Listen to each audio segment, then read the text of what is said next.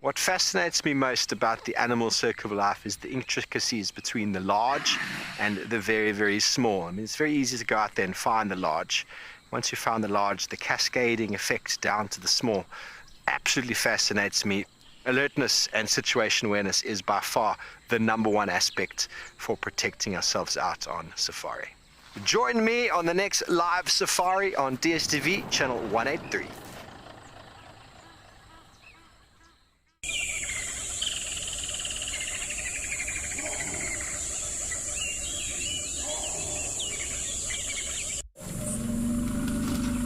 This program features live coverage of an African safari and may include animal kills and carcasses.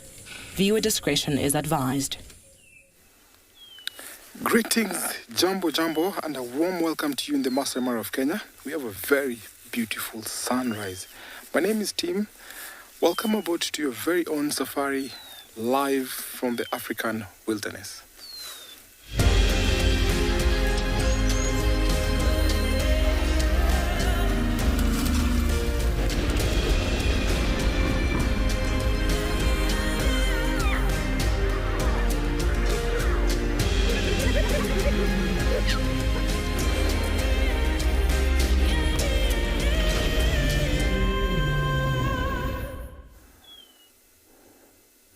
Good morning, everyone, and a warm welcome to you in the Masai Mara of Kenya. We have a very nice, beautiful sunrise. My name is Tim, and behind camera we have Big James. What a very beautiful morning. I can hear the yellow-throated longclaw calling. Very melodious. It's about 17 degrees Celsius, about 62 degrees Fahrenheit. Very nice cold breeze. Remember, we're coming to you live. For your question and comments, hashtag Wild Earth.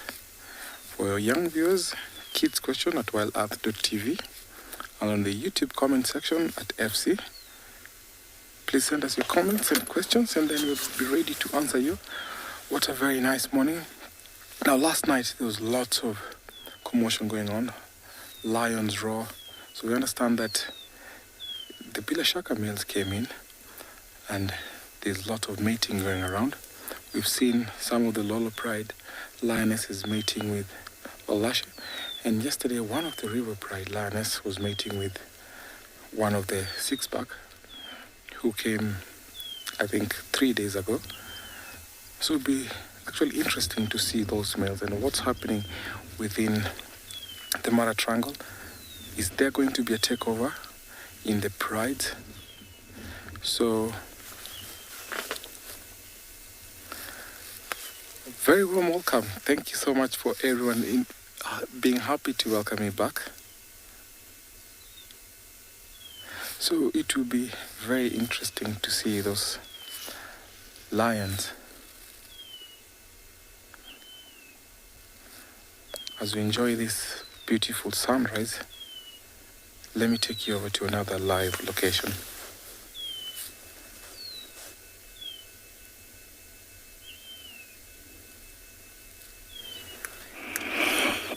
Well, jumbo, good people. It's another beautiful morning, and I am here. I have found a nice pair of hippos, and looks like it's about time for them to get back to their pod.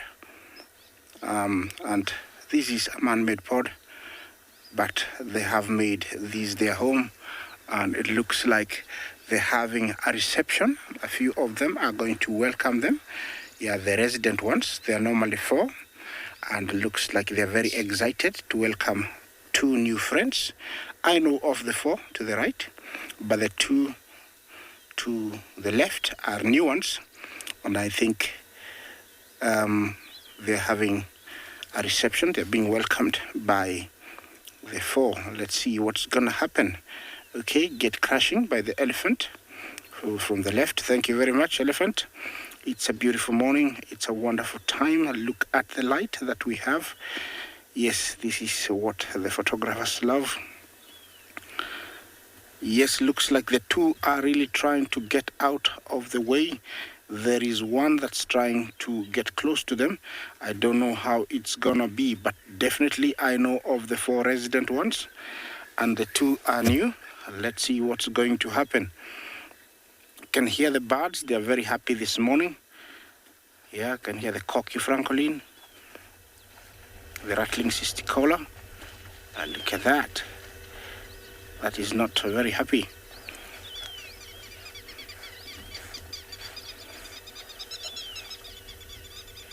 Yes, remember to talk to us. Hashtag Wild Earth. Questions and comments are very, very welcome.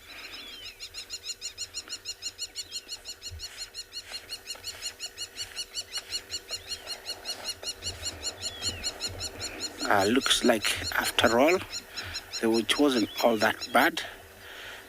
Looks like they know each other. They've met each other before. But now it is confirmed. We have 4 new hippos in this lovely little pod. And look at it.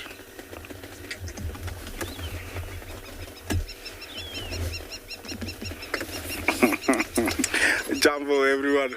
My name is Isaac, and on camera we have Bungay, and this morning our mission is to try and find you some more lions. Critter Freak, you say they're returning from the night shift. Yes, they are, and I think they get crashed into somebody's house, but it looks like all is well. Nothing to worry about. Just listen to the birds one more time, please.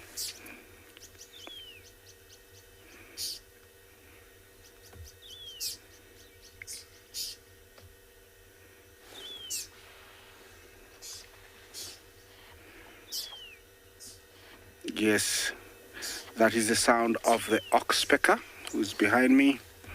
And then there is the cisticolas and the chats. Everybody is waking up.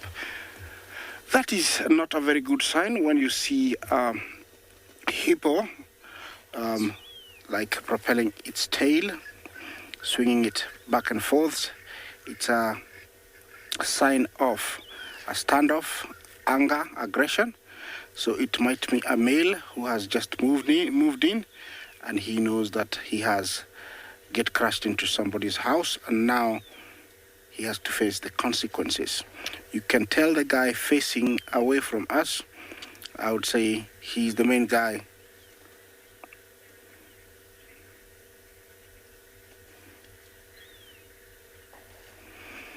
Karen, Jumbo, are hippos territorial? Yes, they are. Yes, they have a territory in a stretch of a river. They normally dominate about 50 to 100 meters upstream and downstream. That is one male. He might have 50, 60 females. Here in this pod, definitely there will be either 2 or 1 pod of hippos, where there will be 2 males in either corner of the pond, with all their females. So they are very territorial.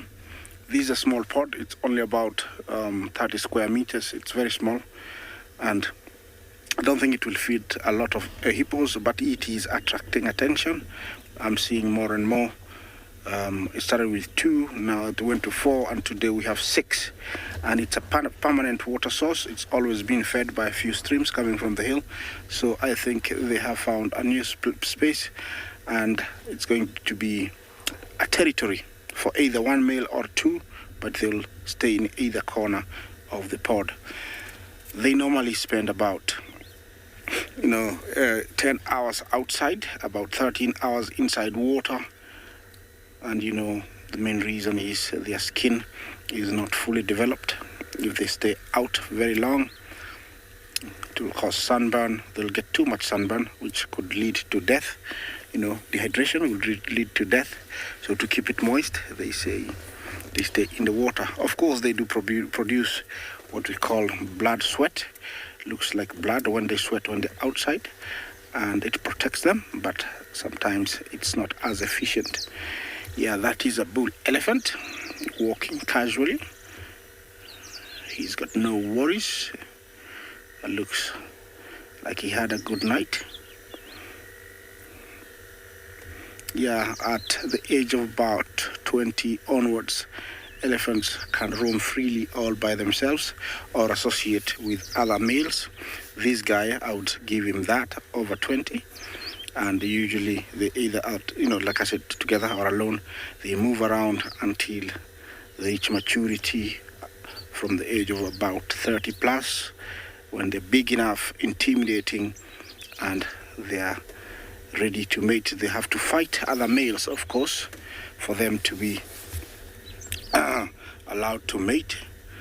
The females in elephants usually choose who to mate with, so they have to prove that by being the best. And female elephants do that, they do know that. But females come into season around from the age of about 13. So for males it takes much, much longer. But once they're in season, they can stay in season for over a year, roaming all the plains looking for females to mate with. Yeah, the population of elephants is doing really well. It's coming back. And we'll be able to share that with you later on when we have all those young ones that are dotted everywhere.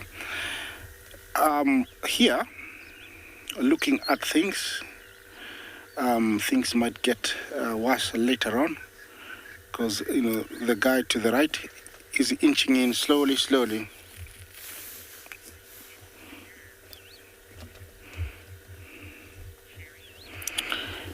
Sherry Jumbo, will the elephant get into the dam while the hippos are there? Yes, of course.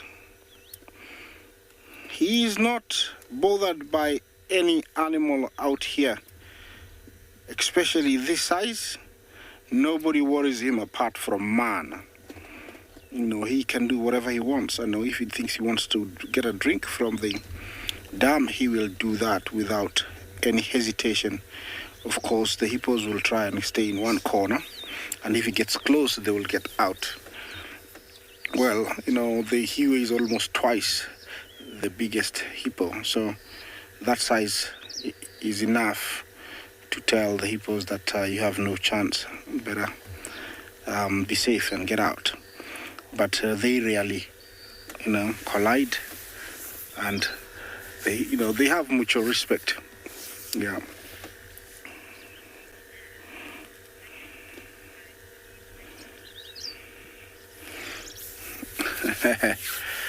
Dorothy Ann is there's going to be the referee. Well, if he knew there was something brewing, we could have decided that, but looks like he's happy chewing away and not bothered to interfere with other people's business. Yeah, he might have a long nose, but he tries to keep it away from people's business. Yeah, definitely there is a standoff here by the body language being portrayed. Those two are nuanced. You can tell they're trying to tell each other, "Ooh, look at this. What just happened? What did we do?" I wish it would be dark so quickly so we could get back to the river. Maybe that's what they're saying, because these three are surely facing them. They could have been together if they were from the same pod. So definitely there is something happening. Anyway, this is such a lovely sight, but it's very early and I'd like to find you something else. So let's take you to another sighting, a live sighting, while I move on.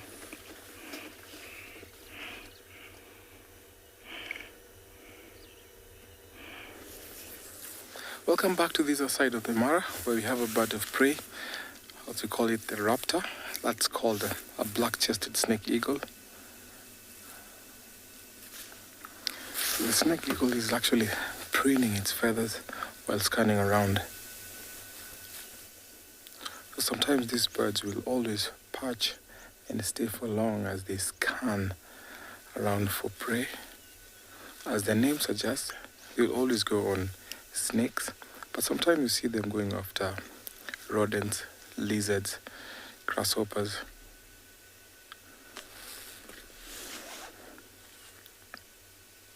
So these birds of prey, like especially the snake eagles, their legs and toes, they don't have feathers just because they want to help them to protect their legs, because they have heavy scales. Now, actually these two, if Big James can pan a little bit, we can see the other one perched on a tree not too far from the first one.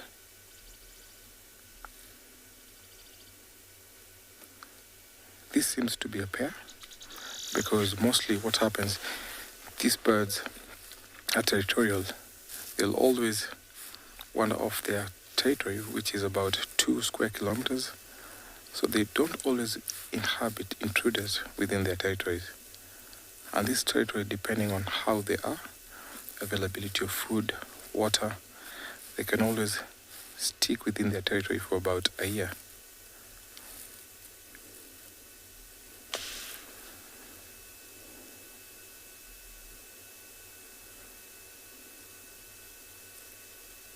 They have very short toes, very sharp talons, which help them to subdue prey. Sometimes when they locate a prey, they can dive bomb, or we can see them hovering up in the air. It's very interesting when that birds of prey like this one, they use the trails left by the mammalian rodents that walk on the grass. So when they urinate, that urine, these birds of prey can be able to see that trail of urine in an ultraviolet ray, where they are able to follow and know where these rodents nest. Because most of the time when they're perched on the tree like that, they're scanning for grass rats and grass mice. And so the help of their very good vision can actually lead them to a nest. In the morning and in the late afternoon, you'll see them perched up on trees like this to locate for such prey, which always move around in the long grasses.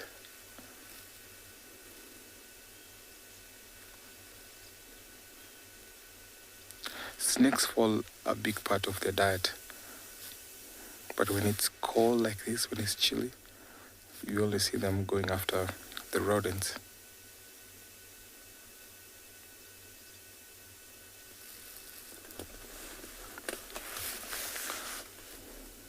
So most snake eagles have buffy heads, so the feathers also add an extra protection. But sometimes those feathers can be a hindrance when it comes to snake catching, because most of the time you find that other eagles, when they have buffy legs, they cannot really catch snakes because the buffy legs can become a hindrance to them catching snakes. And that's why you see these snake eagles. We have the black-chested snake eagle, brown snake eagle. They've become professionals, suitable for going after snakes because they don't have feathers on their toes or feet. And in that case, they have scales which protect them from the snake's bite. So different adaptation that help species to go after prey in this kind of environment.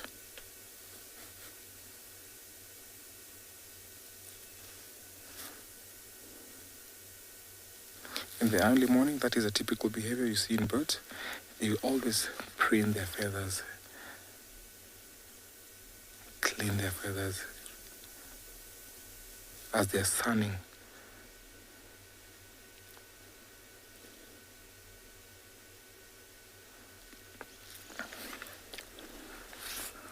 So this bird, sometimes they can stay there for about even 2 hours without moving, just only twisting and turning their heads.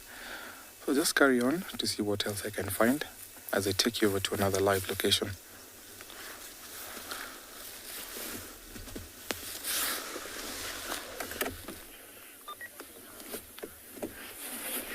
Good morning and welcome to and Beyond Ngala. We have a nice cool morning in the Timbavati riverbed, and we were just looking at 3 amazing, very, very big jackalberry trees. And what a beautiful spot, perfect spot in the shade. Myself, I'm JAPIE, and behind the camera we have Owen. And we decided to start out this morning to drive the Timbavati riverbed and see if we can pick up on any signs. Now, when you're driving along the riverbed on this reserve, you always have a lookout for leopard as well. But that's not necessarily what we're looking for this morning. We were just looking to see maybe we might pick up on some owls early morning sitting in the shade of these big trees, or we might pick up on some elephants along the riverbed. Like that. Sounds like quite an upset elephant somewhere on the bank.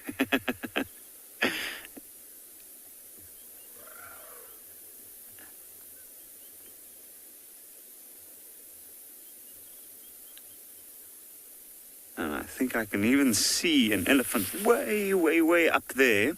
Can only see the tail.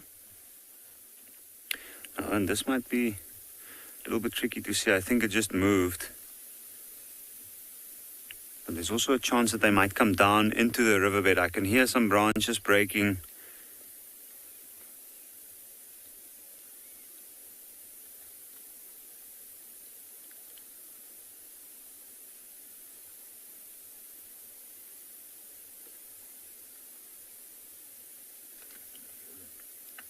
And this time of the year, the elephants spend a lot of time along the riverbeds and the floodplains near the riverbeds. In this particular area, they come because that's where most of the grasses are at the moment. And I've been noticing over the last couple of days that the elephants have mostly been eating grass, especially the bull elephants. And early morning is when they're most active. Today's going to be a pretty hot day here in Ngala. There's not even a breeze going at the moment to cool things down. And because of the cool air that's still in and around the riverbed at the moment, we do come to look for animals that move away from the hotness of the day here. So 30, I think, 50. There is possibly a predator nearby. I don't know why they are that distressed. It might also be that there's young bulls in this area that probably came across a herd with babies, and the larger elephants were not too excited to see them.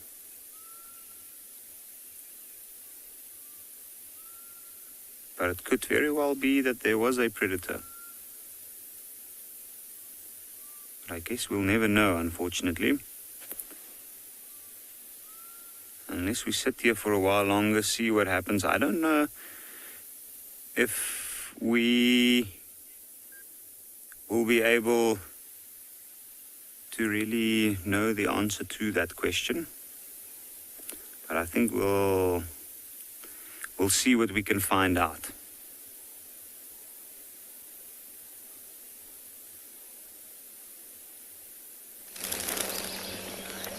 Good morning and welcome to Djuma Private Game Reserve, everybody, in the Sabi Sands, where we've got Mrs. Wig sitting on her nest in some wonderful golden morning light. How are we all doing today? I hope you're having a wonderful start to your morning. Hello everybody, my name is Steve, joined by Morgan on camera, and as always, very excited to have you with us. We've been following up on some tracks and some audio of a female leopard this morning, but unfortunately we haven't managed to locate. Seemingly Tlalamba, somewhere around camp, gone into the drainage. There's a couple other vehicles working on those tracks now, but we've got a bit further south. I'd like to follow up on the last position of the Unkuhuma Pride from last night. We left them just here at Twin Dams.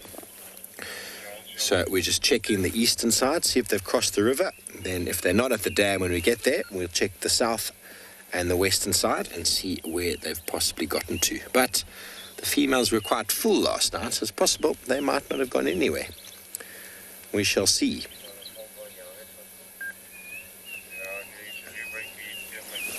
You can hear the classes cuckoo in the background there.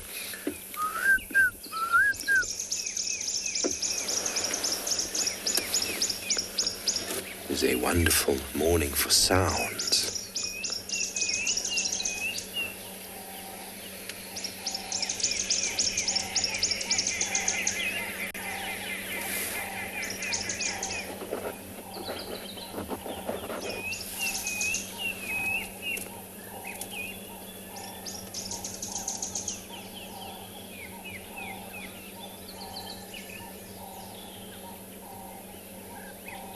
Got herself a nice sunny morning spot, doesn't she?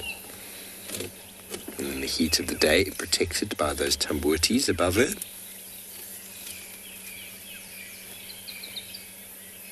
We're into the third week or so of this nest. And I wonder exactly what day will the eggs hatch.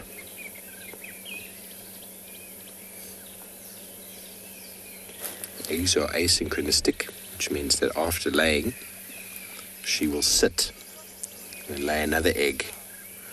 So you'll often get them hatching earlier. Cantrell, she looks very cozy, doesn't she? Very camouflaged into the bank there. Got a really nice spot, and if it was a nice cool winter morning with that sun, it would be the most ideal spot. It's a little bit cooler this morning, a bit of a mist on the horizon after yesterday's temperatures. It's quite nice to have some cold hands this morning.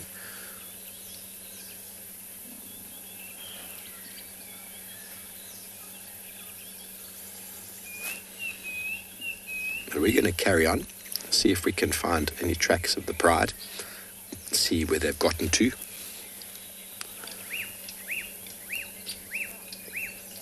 Okay, so we're almost certain, pretty much right here on the right-hand side from where this female is nesting is where we found Sebwig the first time, or where Seb and, I can't remember who it was, James or Lauren or Trish, right here. So it's unlikely that it would be a completely different pair hanging out in the exact area of the previous pair.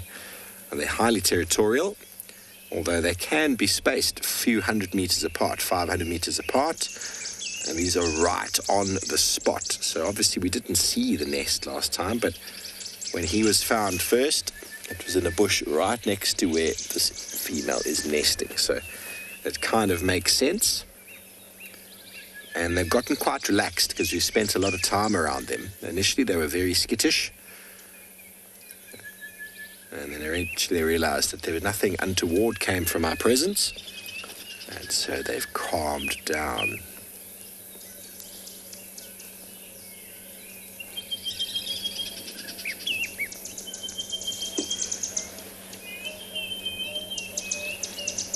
Okay, well, let's go see if we can find some tracks of the Pride.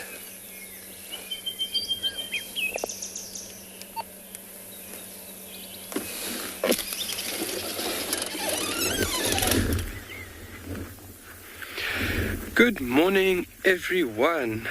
Very warm welcome and a very good morning to Tswalo Kalahari. Fantastic sunrise we are having up here. Good morning, my name is Carl.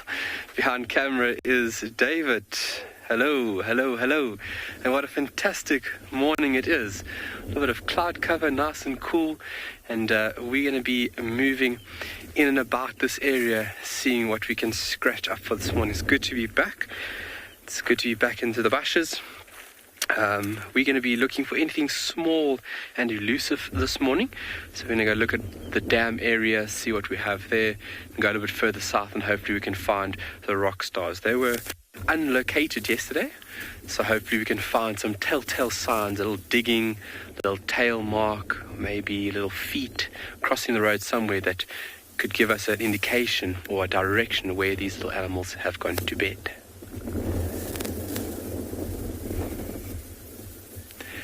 But enjoying the creative aspect of nature early in the morning.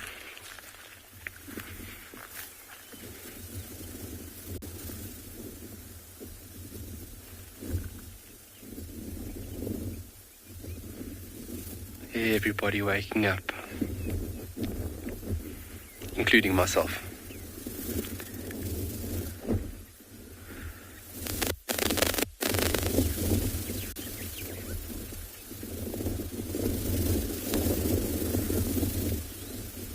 So it looks like we've got a bit of cloud cover today, which is fantastic for animal activity when there's a little bit of a cover that keeps things cooler for a longer period, extended period, and that obviously increases the activity levels of animals.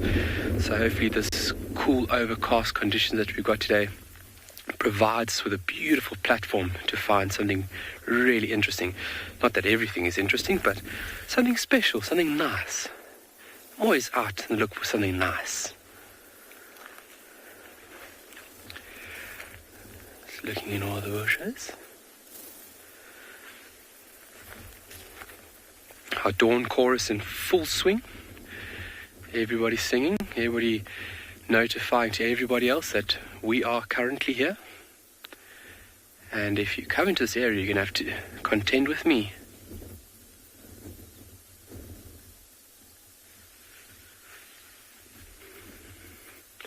But just a nice way to start the morning where appreciating the sun, the clouds,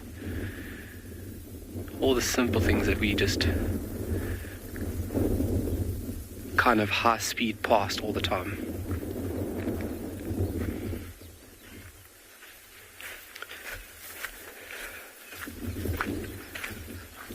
The beautiful Coronaburg set nicely. Oh, I've missed the view. Definitely do miss it when you are not on it. Get to a point where like, oh, I miss my driver's seat.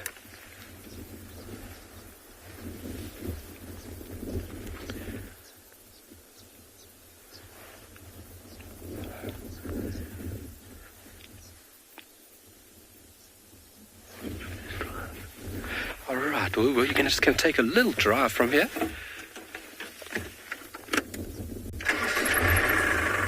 Tim, beautiful Coronaburg Mountains it is. I just, day in, day out, I just don't get enough of it. It is really spectacular. Just to sit and just to observe and just watch. It's a real treat. Anything small, we're going to take it nice and easy. See what we can pick up. Obviously, the slower we go, the more attention we pay, the better it is or easier it is to find these little animals. We're going to send you off and we'll see you shortly.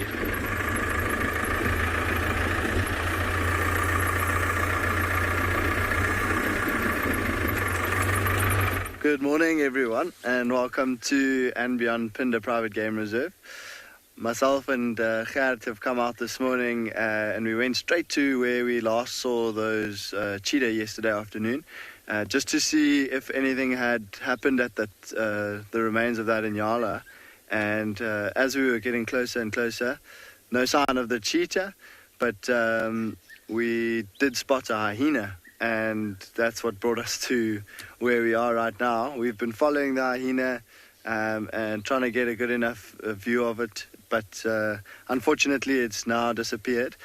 We followed it to where we think there is a den site, but there's no real access to the actual den. So we eventually lost sight of the hyena moving off into the bush.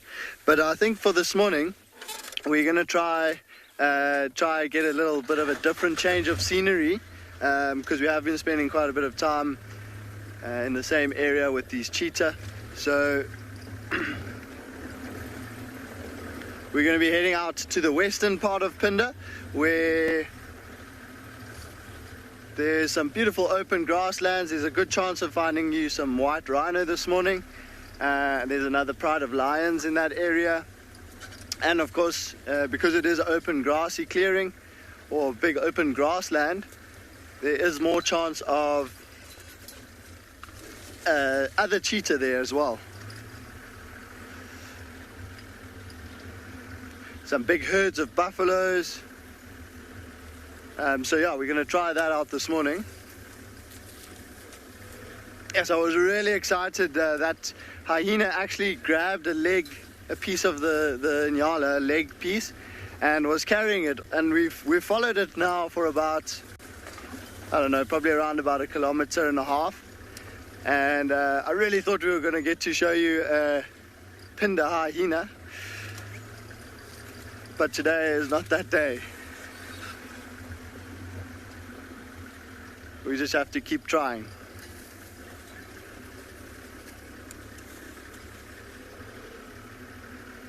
So this is not what the roads normally look like on Phinda.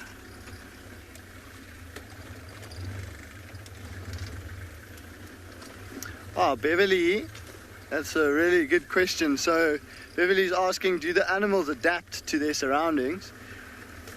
Now, I'm not sure I completely understand the exact reason behind the question, but animals are very well suited to adapting to their surroundings. Oops.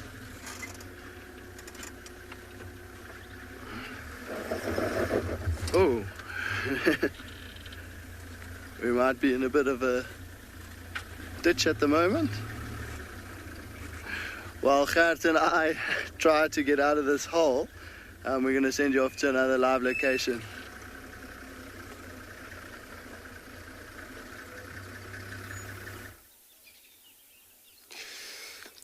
Good morning, everybody. Welcome to Djuma Private Game Reserve, to your live safari from African wild. Sitting with a beautiful dinner. What a morning. My name is Andrew, on camera Theo. So his thumbs up already. So we came to this very den where it's active with one, looks like a cocky. I mean, not a cocky, but a robin, sorry. Looks like a robin lying there. Just saw the cub. I came out, spent a time with her, the two of them, and I've moved back to the den again.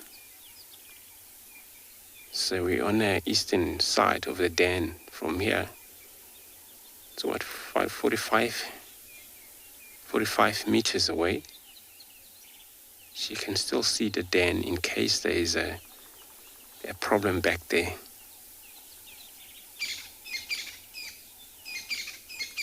And the other cubs just ran back to the den for probably joining the other young member. Or probably because of still morning, they hasn't yet started to run around here. Most of the other mothers not arrived yet, so it's only this robin that came in. It's kind of a show, if probably the same clan that they were running around up north yesterday morning. Possibly. They all move around too much, caused by their hunting during the night for the big cats. Wherever's a lion, leopard, cheetah, you'll find hyena in the area. Remember, they're doing very good imported work out there. They dealing with all cleaning or remain of the bone, skin, anything. So I'm going to stay and put here while I'm sending you to another live safari.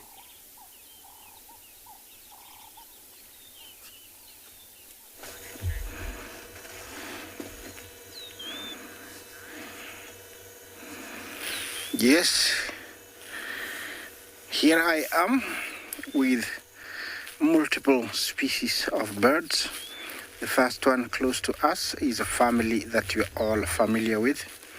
They have become part of me in the last few months. This is the grey-crested crane. This is the kind of area you find them, marshy areas and habitats up to 3,000 meters. Looks like the young grey-crested crane doesn't like the hammerkop and is trying to get rid of it. Look at that. What happened? Yeah. Those are hammerkops, the brown one. In Afrikaans, it means hammerhead. And if you look at the head, it looks like it's a hammer. And then at the back there is the gray-headed heron, black-headed heron and gray-headed heron. Both of them are there. They are both related.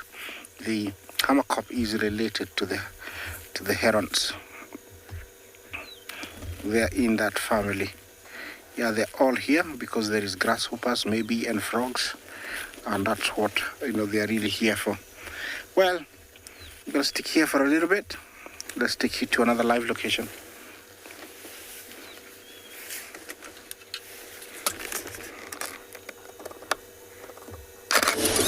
Welcome back, everybody. We just had the most incredible walk by of this herd of elephants. And they've chased the lions that are hanging around by Twin Dams. So the lion pride is here with the one Avoca male, Blondie, and this wonderful herd of elephants. I feel so blessed to have had 30 elephants walk right next to us. Let me move up, see if we can get in front of them again. They're very relaxed, considering there's a pride of lion around. The lions are still there, so they haven't gone far. They're very relaxed, considering. But they get to this really tight-knit little group together. And they just came and said hello, which is, hello, elephants. You are so gorgeous. Going to turn around here and they're going to walk past us again, I hope. They like to walk past us, so we'll just stop right over here and allow them to make the distance. Now they choose to come close, so they could obviously veer around us if they wanted to, but they choose to walk closer, which is okay. As soon as we've seen them, we're going to go over to the lions who are playing in the bushes over there. You can hear an elephant shouting at a lion. And here comes the mama. She's also going to go shout at the lions. Looks like they're slowly going to head over towards Treehouse Dam. They didn't drink at Twin Dams. Just over that elephant's back. There's a lion at the back there. Can you see, Morgan? I don't know if you're too high. There we go.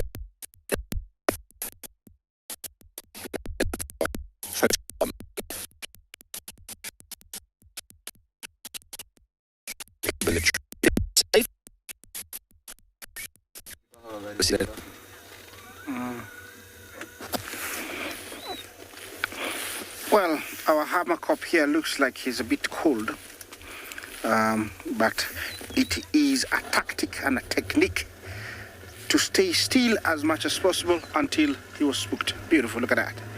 Until it was spooked by that vehicle, moving. And so they're all there. You can see hammerkops. Definitely, there is maybe an influx or an outbreak of frogs or certain kind of insects, and that's why all these guys are here. That is what they feed on. They feed on fish, they feed on frogs, tadpoles, grasshoppers, spiders, dung beetles. That's what they feed on mostly, and they pair for life, the hammerkops. This is a bird that builds an extraordinary nest. It's so big. I have seen a leopard actually use one. You know, we'd make a joke and say that it's a self-contained nest. It's so big and it's got everything that you can think of, from bones, little metals, if it can find them, materials, sticks, skin, you name it, it's on that nest. It is so big, it's almost a meter square. I don't know how long it takes them. I've tried to find out, but I saw one and I left before it was finished, and it was almost 2 months. So they have a very, very big nest for very small birds. Yes, hammerkop, they are called hammerkops. It's a bird that takes off, you know, little flies. That's why they're there. Look at them, how still they are. You might think that they're cold, but they're not. They're waiting for that. You see that, the one to the left? He was staying still, and then all of a sudden he dashed to get something. That is the technique they use. They stay still, like, you know, I'm just chilling. And then boom, they hit something very fast. That is a technique that they use here. So look at them, you know, quite still, the one to the right. And sometimes you find them in waters, staying still, waiting for a movement underwater, and then they stab with their long beaks. Also, we do have Egyptian geese over there, Bungay. You see them? I don't know if you can see them. Do we have? Can we share that? It's really beautiful. Quite a good number of them. It looks like it's a family. Yeah, looks like it's a family. Look at that. All out, heading out on a morning stroll. Quite a good number of them. This is the Egyptian geese. In most Egyptian drawings, you will find it there. And I think that's how it got its name. Looks like a duck, flies like a duck, but it is a geese. This is a pair, and they're almost sub-adult, you know. Young ones, that is a hammerkop that just flew. Yeah, these guys mainly feed on, you know, plants. Their diet mainly consists of plants. That is what they feed on. So right now they're feeding on grass out there as they head towards water.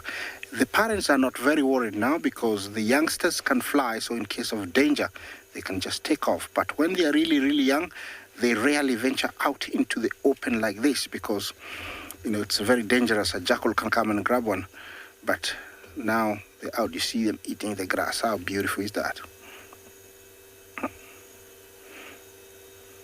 Can be very, very noisy when they want to. Remember, continue talking to us. #WildEarth. Questions and comments are very, very welcome.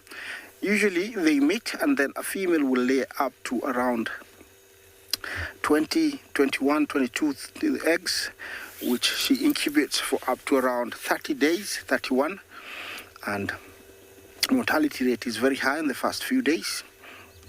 Remember, these the type of eggs they lay, and when they hatch, they're called precocial, because when they hatch, as soon as they hatch, they are on the move, because survival is of the essence, so they have to be on the move immediately. You know, they hatch precocial eggs. Those are chickens, ducks, you know, many birds that have to move immediately. Ostriches, they're precocial. Very busy grazing here. Okay, I'm gonna try and move on. They're moving out of our angle.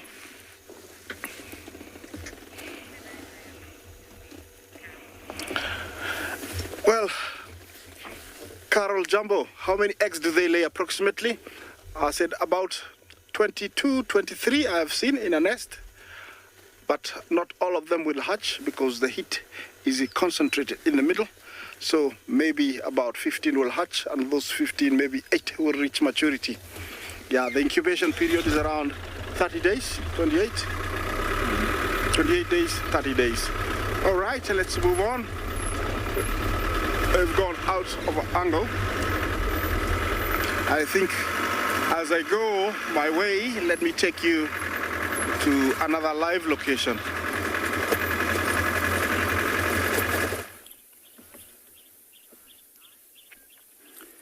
So while we were still driving along the riverbed, we came across this male batelier. You can see he's perched quite high up in a tall jackalberry. He's sitting right on the bank of the Timbavati riverbed. If we look closely at this Bateleur, we can see the grey at the top of the wing. And then it's also got a rufous brown back. Now he was bothered a little bit by some of the smaller birds in the area. And he's got a little bit of sunlight on him, but he seems to be mostly in the shade.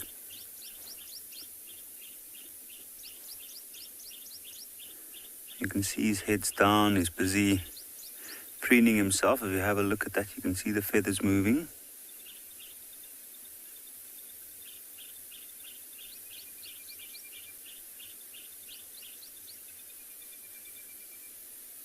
Sorting himself out for when it gets warm enough, a little bit later in the morning. I'm sure he's going to use some of those thermals of warm air rising to get up and start flying around.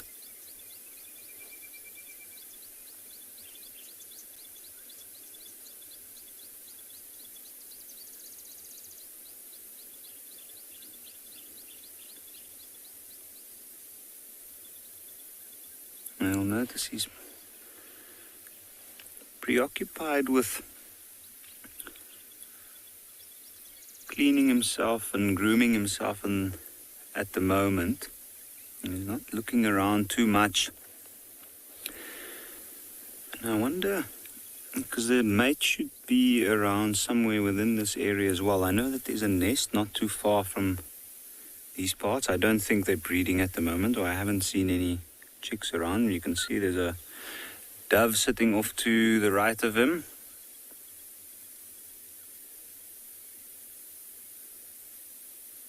And what a view he's got. Almost like that little branch that he's sitting on is perfectly made specifically for him to perch there with a slight bit of shade.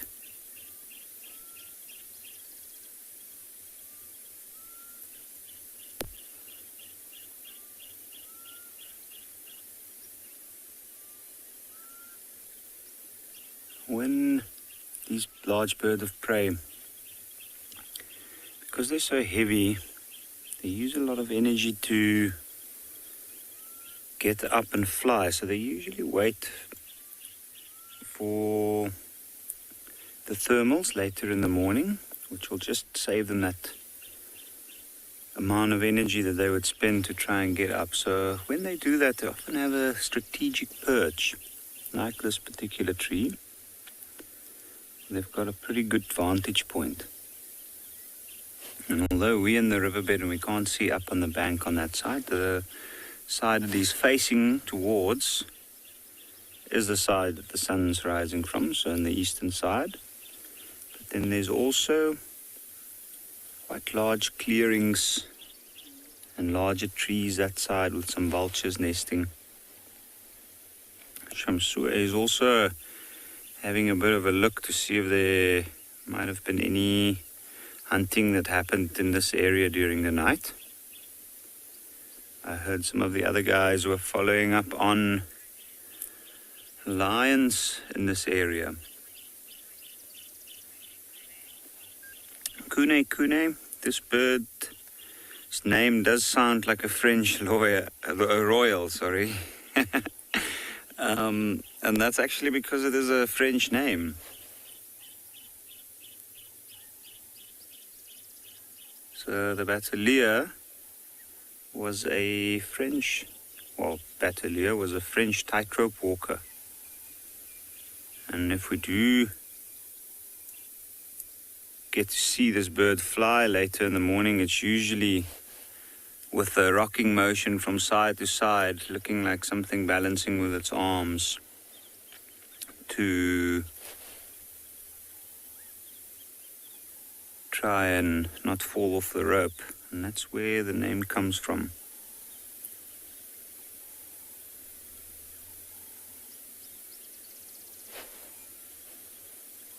But it's a very beautiful bird as well.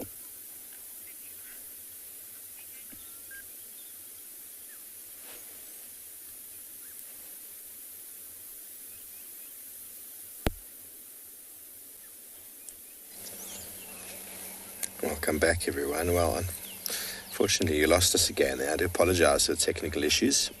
Such wonderful encounters. Another herd of elephant arrived and chased the lions off. I haven't gone very far. There's one of the youngsters, and behind it comes Purple Eye with still a bit of an injured back right leg. That she seems to walk off pretty quickly, but they're still giving her some trouble. But as anticipated, the lionesses were still too full last night to have moved any substantial distance. And they only moved as we arrived because a herd of elephants were on their way. And they know very well to move out of the way of elephants. Another herd arrived and then chased them some more. We just had a scene now when two of the boys, the old... Watch this one, he's going to jump. Are you ready? 3, 2, 1. Oh. Tackle.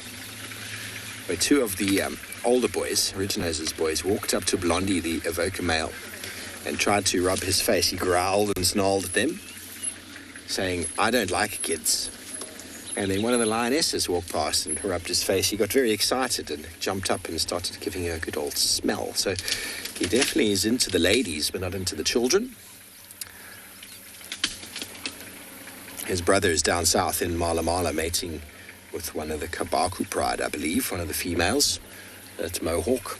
And the other brother, Darkmane, is still with Telemates, last I heard, up in the north after finishing their buffalo yesterday.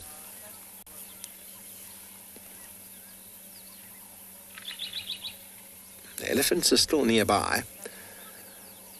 The lions are alert. Lionesses are not too bothered anymore.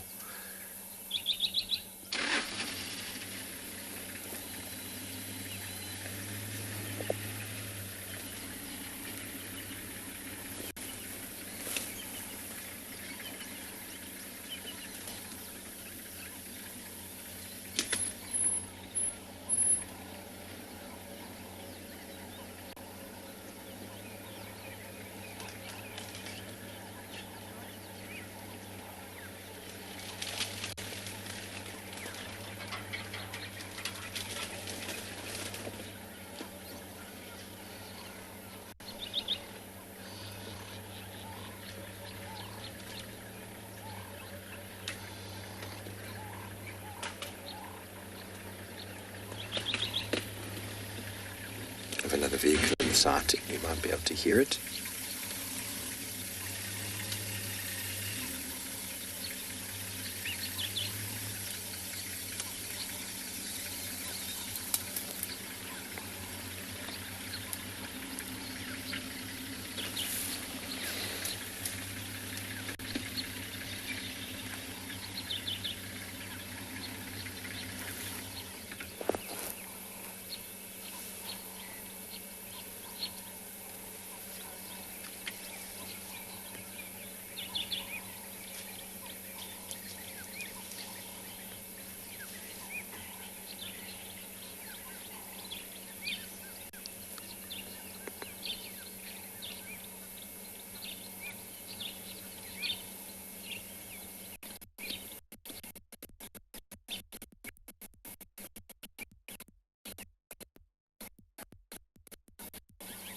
Inakuja.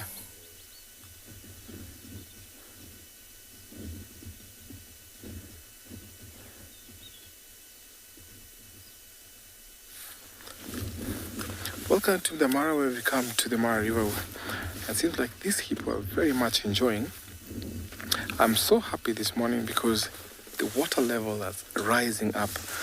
I was here about a week ago and the water level had gone down, and I had seen hippos concentrating on a very small spot and actually others going towards the edge. Sometimes when these water levels get low, depending on where the hippo are, the river, the lakes, or even small ponds, there's always fights that come about. But this morning I'm happy because when the water level is going up high, so these hippos will spread about. Now that small crush there consists of mainly about females. Now They're only dominated by a big bull who owns a very big stretch. And actually it's reckoned that they can be about over than 50 hippos within there. I can see they're resting. One is actually resting actually two. They're resting their heads on one of the hippo's back. A typical behavior, especially for the young ones who will do the same. When after birth, hippos will bring back their calves at around 2 weeks, 10 to 2 weeks. When they come back into the water, the young ones always do that because they're too small to be going up and down for air. So they always cling onto their mother's back like that for air. I can see lots of swallows here. Very peaceful, quiet. The water is so dark and brown. Seems like it's been raining upstream.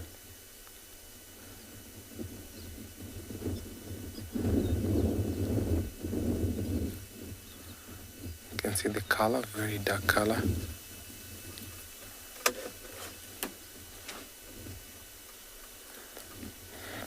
Jake, thank you for your question. I've seen a hippo about, if I give it an estimate, it was about 2.5 tons. Actually, it was a very big bull. He was fighting off a younger bull. And actually, it was interesting because they fought for about 2 hours.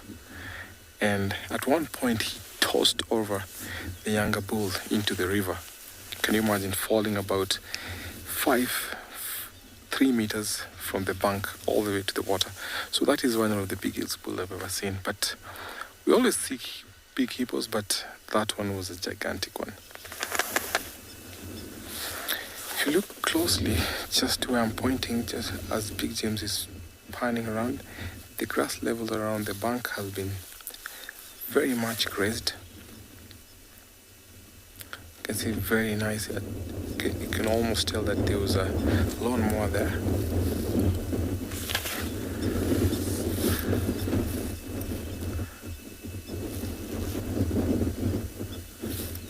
I can see holes of bee eaters and swallows on the bank.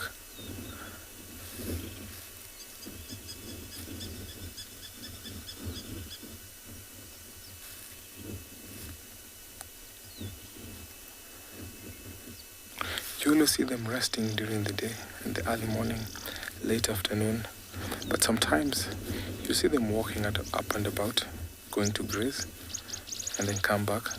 But typically because of their skin, they can get sunburn. That's why they're always in the water during the day.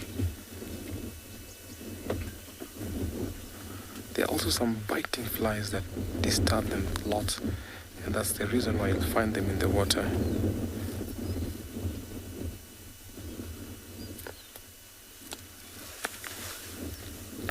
Carol, thank you again for your question. Now, hippos will give birth out on land because sometimes these waters can be torrent, and that can be a little bit dangerous if the hippo gives birth in the water. So they always walk out after about a period of 8 months, then they'll head off to the ground on land, pick a suitable place where they give birth, and then after about 10 to 14 days, they'll bring the calves into the water.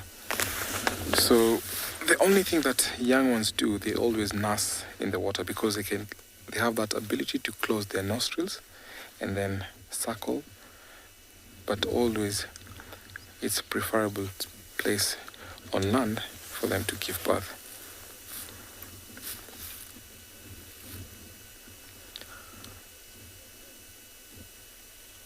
So during the day or whatever time they're in the water, they always defecate in the water.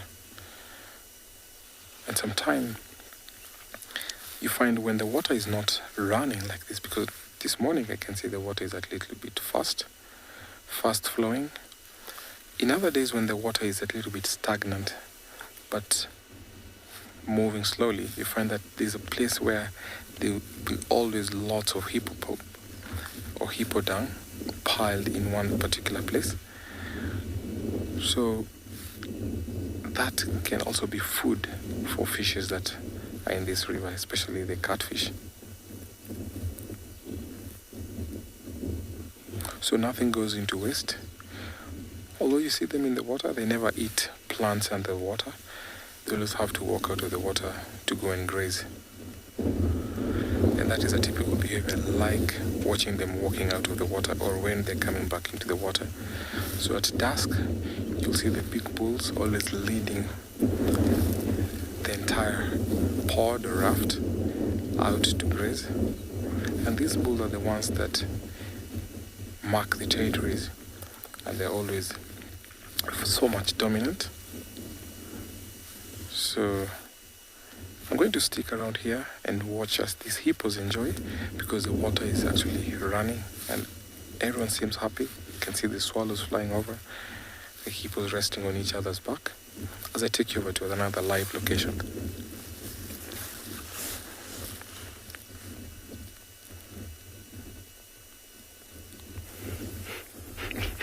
It makes me happy that there's a happy scene in the Mara. It makes me smile. Lovely, lovely southern oryx. Nice breeding herd that we got here. Also looking very happy. There's a few young just off to the left. That's quite a large group. It's easily about 12 individuals here. They're just crossing through the... There's the young ones. You can see their tawny color. And obviously their shoulder height being a lot lower than the sub-adults and adults. Also shorter horns. There's an adult.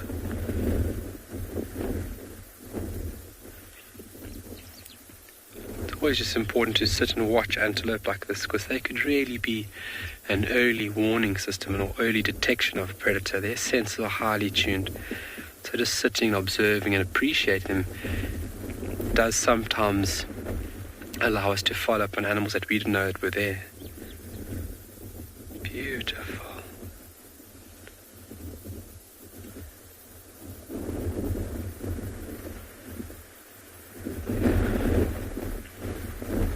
So those mothers can really put those horns to good use. They're very, very efficient at defending their calves from predators. They'll actually have a defensive formation that they'll put the calves into in case of the unlikely event of a predator here. So everybody huddling in the middle, all the small ones in the middle, and basically on the outer ends or periphery, you'd have the adults, obviously horns pointing forward. A very, very efficient form of defense. I mean, being stuck... Whoa! Behave yourself.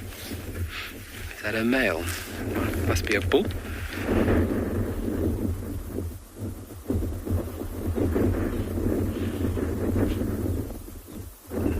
Sure, what a beautiful sight.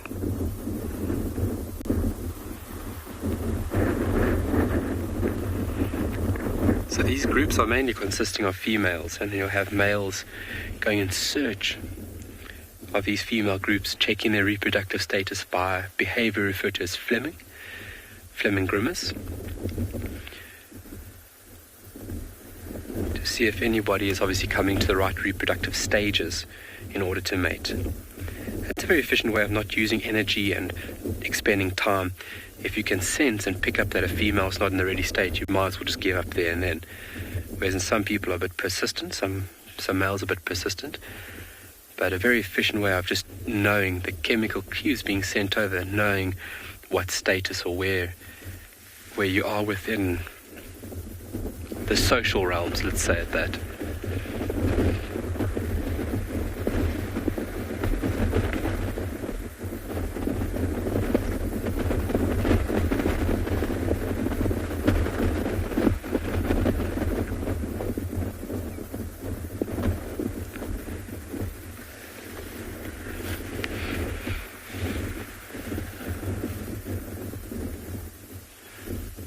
Lovely.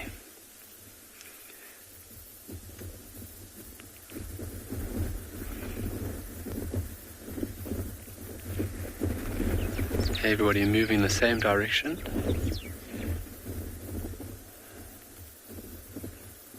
tummy's looking big, the one at the back there. It's a little male. But a very powerful antelope. You can see as it walks, you can see its muscles and the shadows casted alongside of the body. And just how muscular those forequarters are.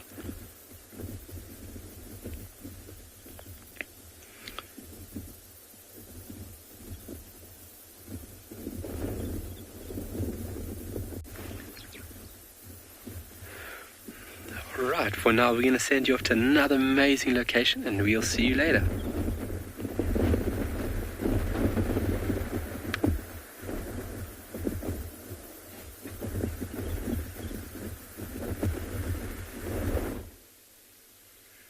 Welcome back to Anbion-Pinde, everyone. And with some maneuvering and very expert guiding skills from Gert, we managed to get out of that hole. And look what we've managed to find here. I think you should all have seen it by now. That little frog that you can see right in the middle. Sorry about that. Right in the middle of your screen is a little frog with some beautiful markings and colorations on it. And that is called a painted reed frog. As we were driving past, Gert and I have been desperately looking for snakes, and this little white speck stuck out. And he stopped and had a look, and yeah, it turned out to be this little frog. And his white color will be more pronounced and stronger now, his white coloration, because of the sun. So he's trying to reflect as much light and heat or sunlight so that he avoids overheating. So the white will be more and more, well, much more pronounced at the moment because he doesn't want to lose too much water. And there isn't too much water around, so the immediate area where we are now, there were some puddles about a month ago after we had some rain. But those puddles have dried up, so that little reed frog has moved up into the tree to avoid things like snakes that might look for him and be hunting him on the ground, snakes and some birds. And he's moved up into the trees there, and although he does stick out a little bit once you've spotted him, his camouflage, he blends in pretty well. So those stripes that he's got, the black stripes that break up the white, are designed to break up his outline and his shape, so that he doesn't look like this prominent little white snack. He's got these black lines that break up his shape really nicely and help him to blend into all those little twigs around him.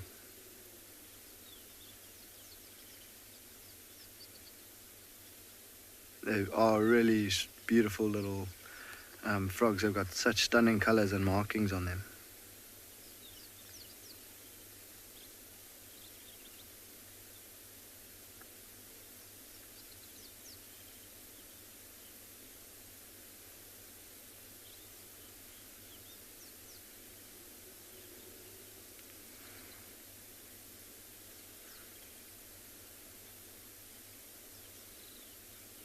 So this was just on our way across to the western parts of Pinde. That is still our plan.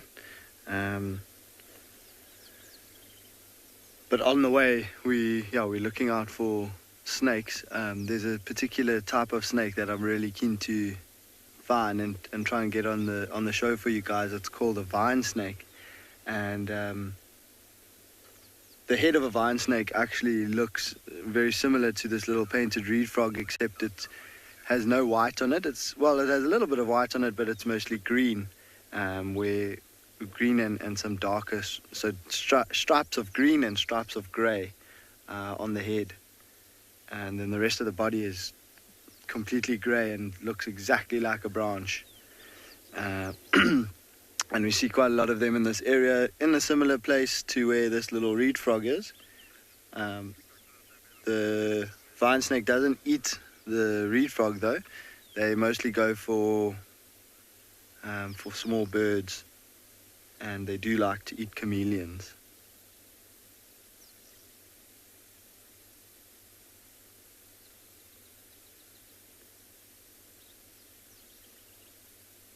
So it is heating up here today.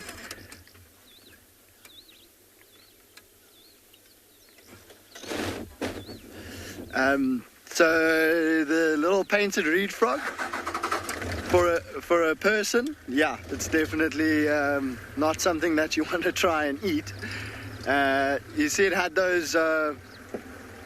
those pretty prominent markings. So it had that very striking black and white with some orange edges, and that orange color is an aposematic coloration that is there to warn predators and all other animals, for that matter, that this little creature is poisonous and shouldn't be eaten. So I think for now, Gert and I are going to keep going, heading in the direction of those beautiful open grasslands on the western side of Phinda, and we're going to keep a lookout for anything along the way there. But yeah, we'll see what we can find for you this morning.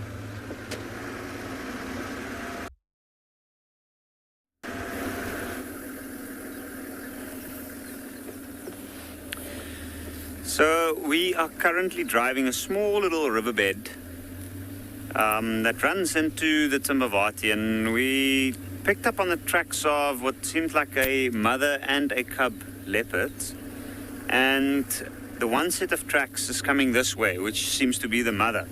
So we've decided to come across and drive this riverbed to see if what is happening. But at this point, there's not too much going on here. There's a lot of different birds calling in this particular section, and it's a nice shady spot.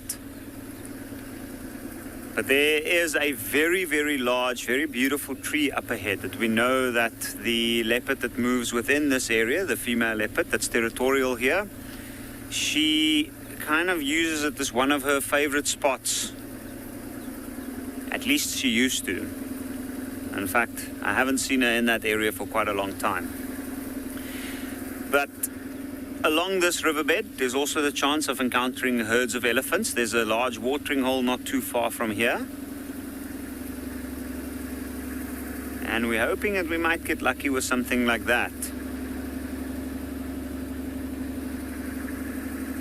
Now, it's just started warming up quite a bit here, and it's still quite nice and cool down in this riverbed, and I think the elephants will start making their way this way to start feeding.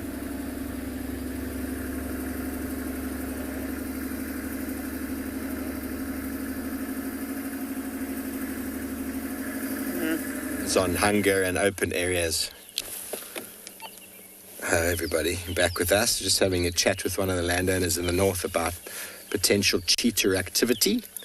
We wanted to know, when do cheetah start moving normally? And well, the clouds are pulling over. There's a nice little bit of sort of coolness pulling in, and as our lions try to find some shade, the coolness is actually quite welcome right now.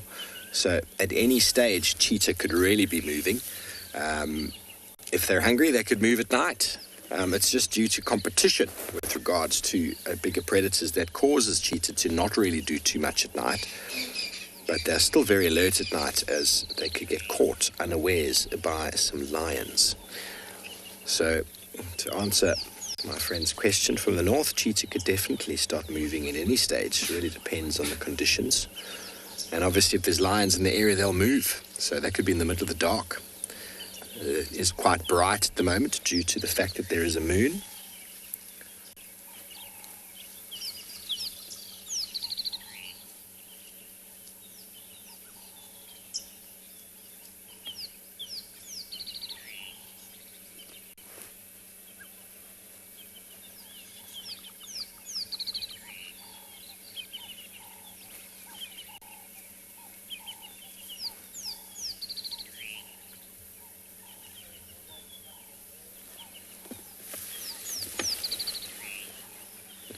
allow you a few moments of quiet to just absorb turtle doves and the cisticulas.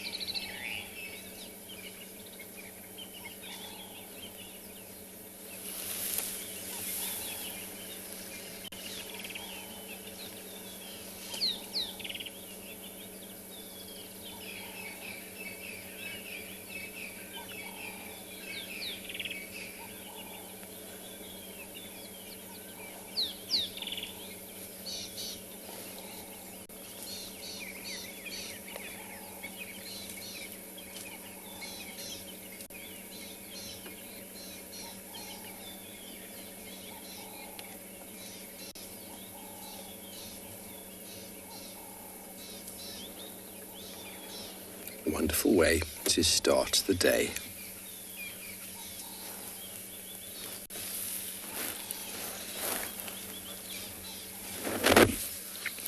Not sure wants to know if lions chew on grass. Yes, of course. Big cats and dogs will all chew on grass so as to induce vomiting. You'll probably have your domestic dog and cat at home doing the same thing.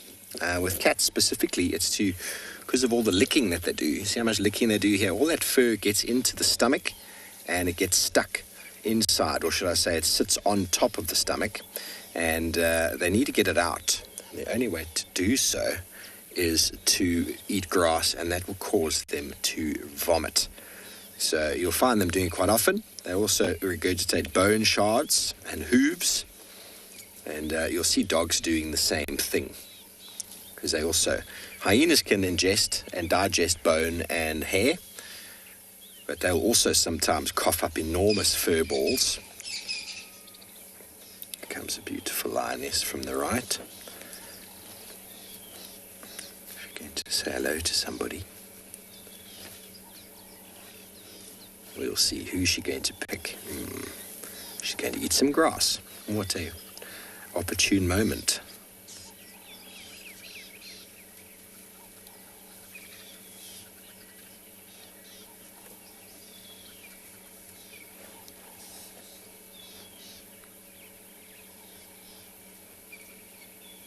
So there we go, not sure. You're seeing this in real life. The lioness has gone and shown you. We do indeed.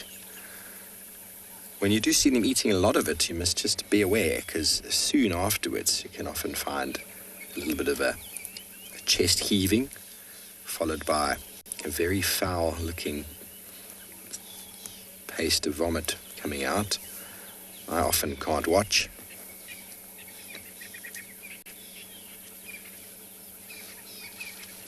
Works for us as well. If you go and you eat that fresh grass over there, it will induce your vomiting as well. Many locals in South Africa will actually drink salt water to do the same thing. You go down yourself a couple cups or half a litre of salt water, promise you, you will purge your stomach very quickly. And some people enjoy that sort of thing. Helps to cleanse, helps to remove stuff that you might not be able to digest.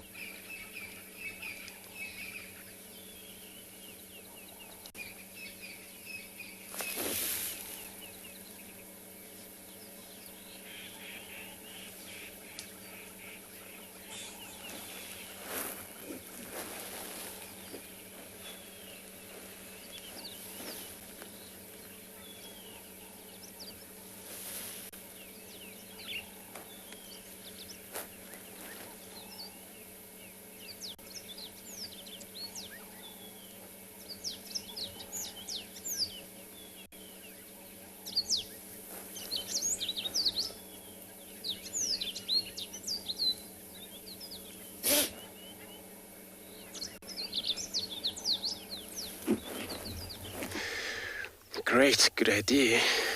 Thanks, Steve. Of course, cats do eat grasses when they got their old tummies sore, get rid of it, all acid.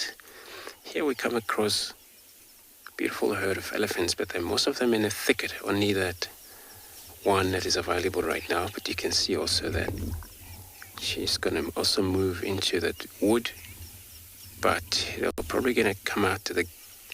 We're not far from the camp here, so they're heading in the direction of Galago Pen at the moment.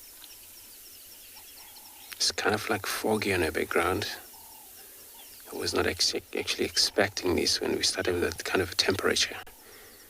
But, you know, it's kind of like coming from the east, which is, it's a good result for most animals. Be much active, even it's a daylight. Cloudy provide cooler for them. But sometimes when it's windy, it can actually be cold for them. As you can see on the background there, it's all foggy taking place, heading our way. And the elephant is still there, as they do all their best, getting all nutritious.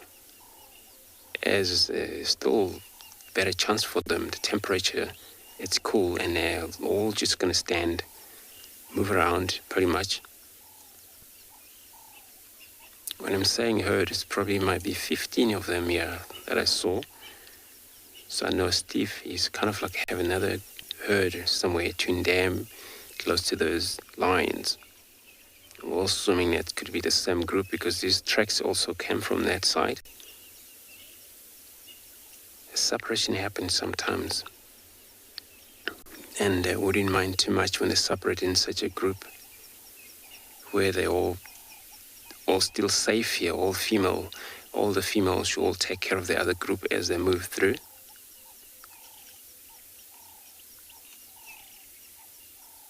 She's so beautiful. Looks like an older female. Looks like an older female there. They're probably going to just appear in front of us here. So I'm going to stay put while I'm taking you to another live safari.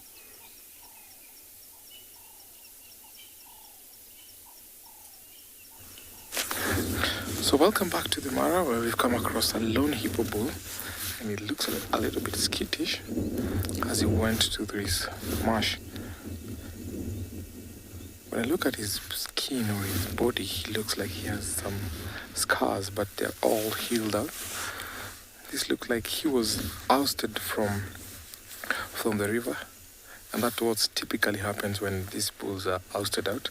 They always seek a suitable place where they'll rest and be for as long as they live, because when hippo bulls fight over territories, the loser always has to leave his previous territory, or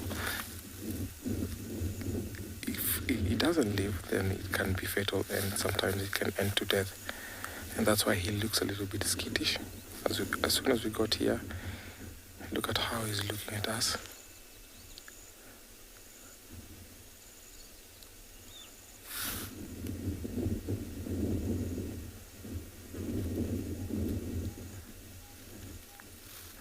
And because there's no water around here, so sometimes they have to walk a long way until they find a suitable place to rest. Jack, thank you for your question. Yes, hippos can run a little bit fast. They can run about 30 kilometers an hour. I can imagine for that kind of heavy animal like that, weighing about 2 tons, running at 30 kilometers an hour. So that they're pretty fast.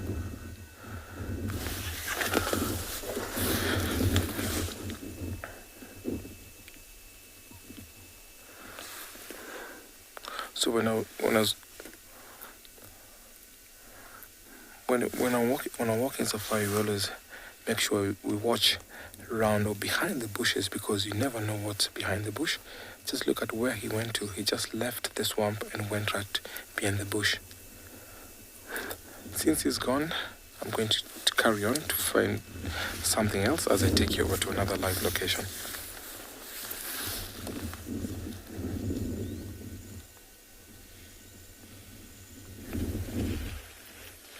Welcome back to Tswalu Kalahari, where as you can see the cloud cover is really starting to dominate the area. You can see like this white glow almost being produced, and this beautiful pale chanting goshawk looking for his next, or her next available meal. Obviously using the well-adapted eyes, forward focusing, so binocular vision, allowing this animal to really judge distance, but also the structure of the eyes, what enables it to give it really, really, really good eyesight. So sensitive to movement will be rods within the eye, and then sensitive to color and as well as detail would be the cones. But obviously having those rods where movement will be the telltale sign for a pickup of prey. And rodents dominate this bird's diet, and where this tangled vegetation or undergrowth creates a perfect habitat for rodents, but there's little gaps between bushes. And this is where this bird would find or seek an opportunity just like that, from a rodent crossing from one side of the bush to the other. And obviously you've got to think about it pinpointing, the movement of the rodent, it flying, having enough time to get to the rodent, and then talons out, pow, to grab it. They've also recorded taking hares, which are fairly large prey items for a bird of this size. But perched up and just looking for the next available meal is what this gorgeous bird is doing. We had a fork-tailed drongo busy mobbing it now. Obviously a drongo is not scared of any PCG. Well, from that PCG not doing much, let's take a look at something else. We see the biltong has changed color and has got now a beautiful green.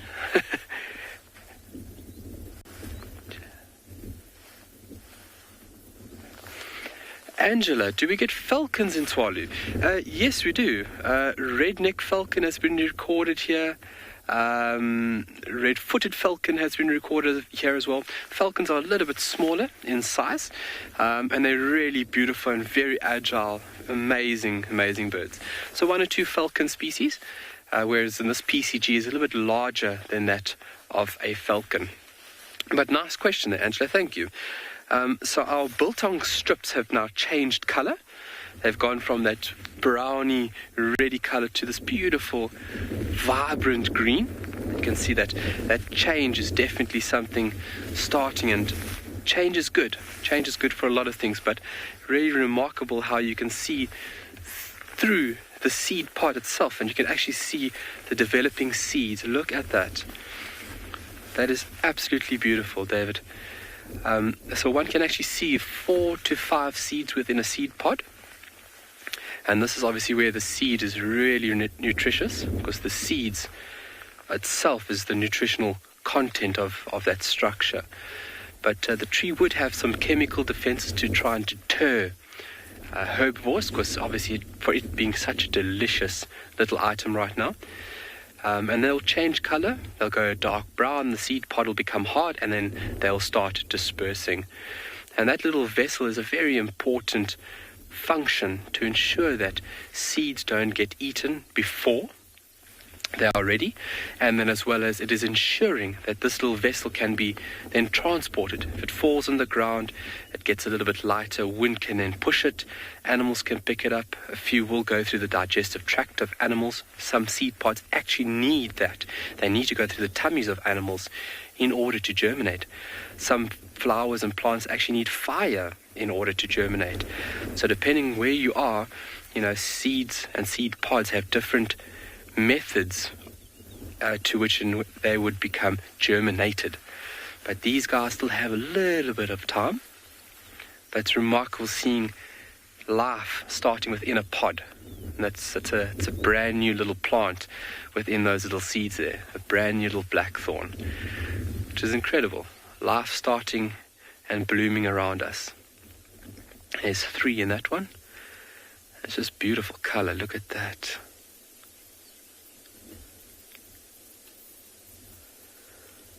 So obviously one way of dispersing seeds held in a vessel, but then you get an older version of plants that would be producing cones, and obviously different reproductive method, let's say it that. That's how plants are split in South Africa. Is obviously cone producing, and then these seed producing plants, just like you're looking at now. But that vessel is a very efficient way of ensuring that the safety of the seed is continued, but then also dispersed later. We're going to send you off, and we'll see you shortly.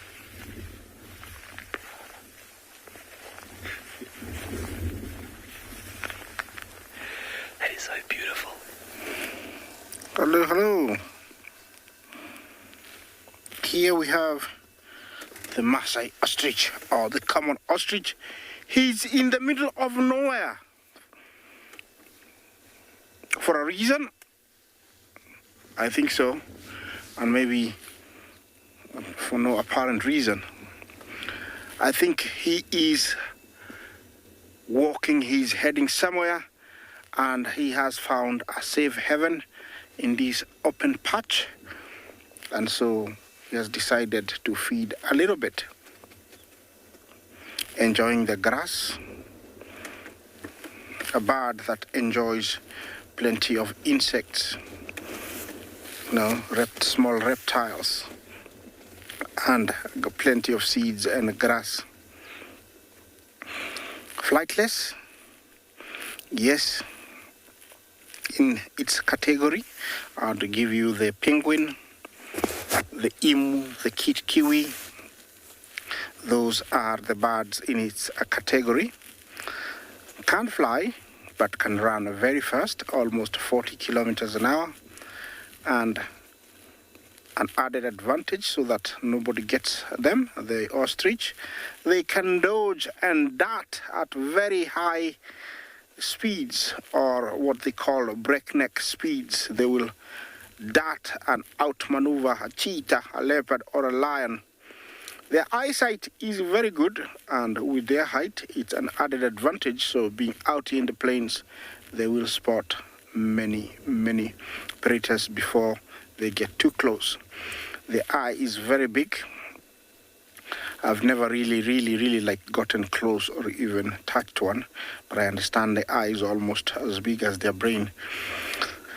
I leave to confirm that, but that's what they say. And yeah, the ostrich is one of the only few birds with two toes.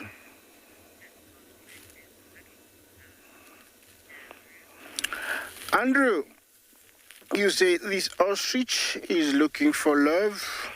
He is in love. Yes, as I always say, this is talking without using any words or without saying anything. Yes, that's how they get these bright colors. Remember, they are able to change their coloration during the breeding season, allowing them to show off to the females that they are ready for breeding. Breeding months for ostriches, mostly here in the Masai Mara, is September, October, November. That's when we see lots of males in this coloration, mating color. And they go in flocks of up to 20 to 30. In some arid areas where they do better, you can see up to 40. Here in the Mara, it's always common to see about 5, 6. The most I've seen is around 13. Yes, and looks like he's listening to us. Unlike, birds that have got very tightly, arranged feathers with barbs that join them to allow them to fly, the ostrich doesn't have that. It's a very rough feathers. So that's another reason why they cannot fly. And they're so heavy to be impossible to carry their weight. So this is the Maasai ostrich, and I'm sure from a distance, definitely a girl is watching and it's heading this way. These colors allow the female to present itself after he does a mating dance. That is so cool. You won't believe it. He goes down on his knees and then flaps his wings from one side to the other while, making a certain noise. And if the female is impressed, she will present herself. It's just a very cool, dance. Interestingly, for the females,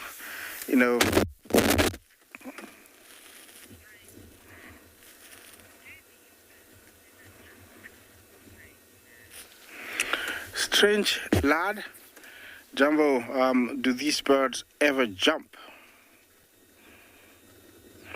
That's an answer from me for another day. Maybe one of my fellow guides has seen them jump, but I've never seen them jump.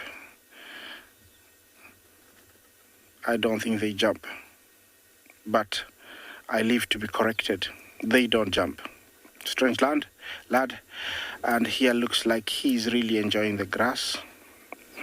They make a noise that the first time I heard it, it really got me by surprise, because it's almost the same, it sounds almost the same as the roar of a male lion. And if you have enough time, I'll play you, the sound, and you'll hear it's almost like a lion.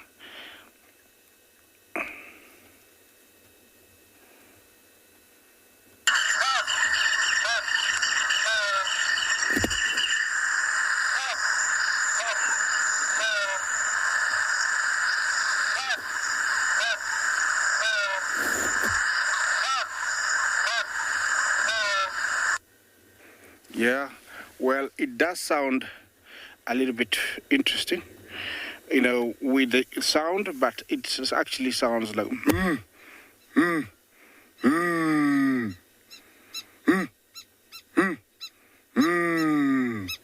Well, I'm gonna move on. Let's take you to another live location.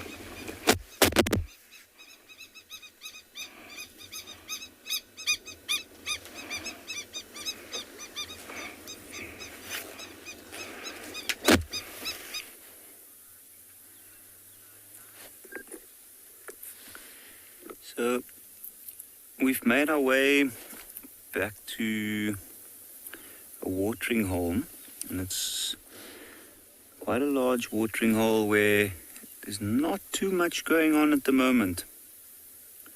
There was one young male impala in the distance which has moved off. He looked a little bit nervous. But right in the middle you can see there's a pod of hippos.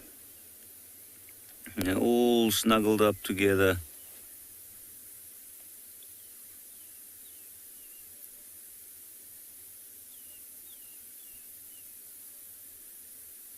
And when they had to come back this morning from feeding nearby, at the moment there's a lot of food around for them with the new grass growth. And when they arrived earlier this morning, it was a little bit cooler. So they probably went to go lay down and snuggle up next to each other for a little bit of warmth.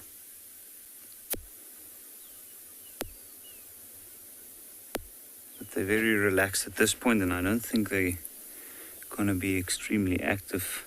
Probably have to take a little rest after walking around most of the evening.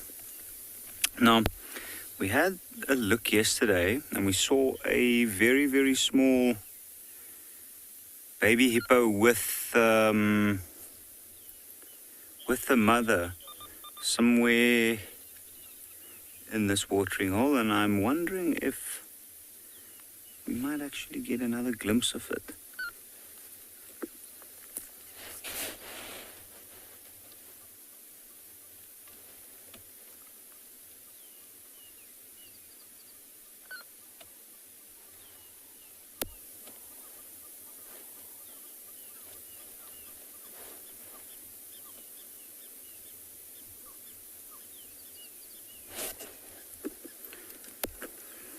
There's no other large animals coming down at the moment, but there's a lot of bird life around at the moment.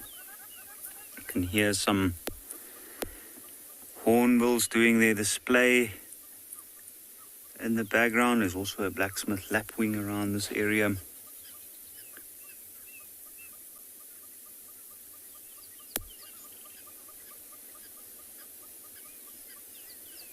And And I think not long from now we'll probably have the heat force some animals nearby to come down and come and have a drink. Sharon, that's a very interesting question. Do mammals have different blood groups like humans do? I don't know. It would be really interesting to find out. So I'll see what I can find out, research it a bit. I would assume so, but I really don't know.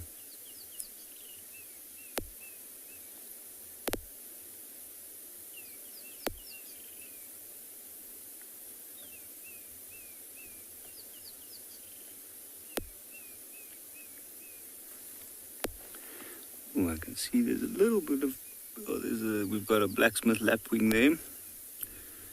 Moving around the edge of the water looking for some food. And this little bird is actually quite an interesting one. I know that there's a pair here and they must have a nest somewhere along the edge of the water.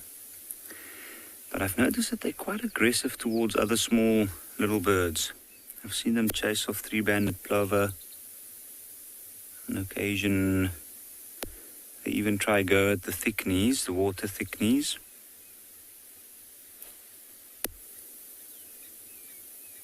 And the doves.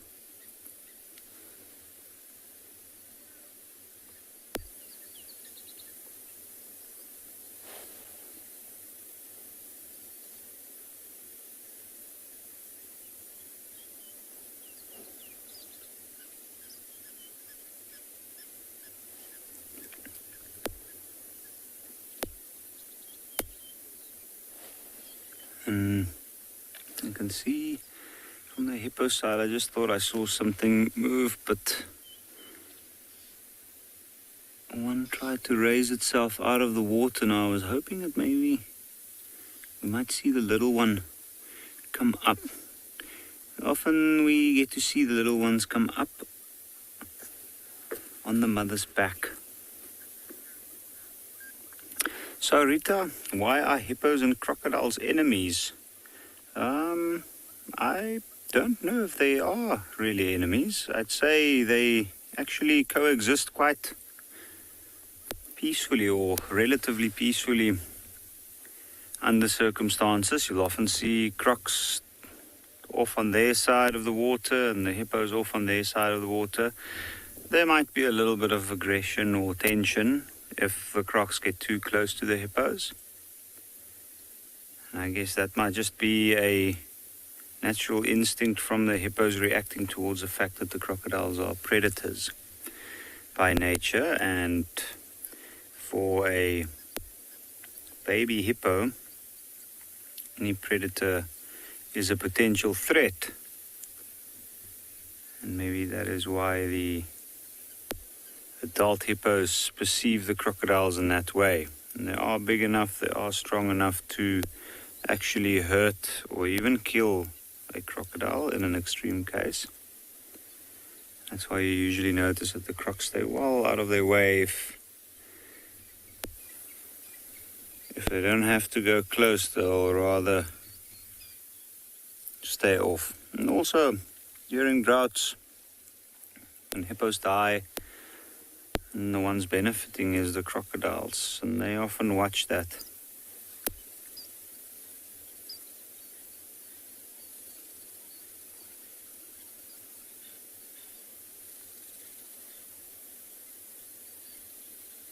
And what I was saying earlier is that there is sometimes the baby hippos, after they get tired after a little while and they're in water where it's too deep and they can't stand, you often find that they might get up on the mother's back where they're a little bit raised, and then they can breathe easily without having to worry about a thing.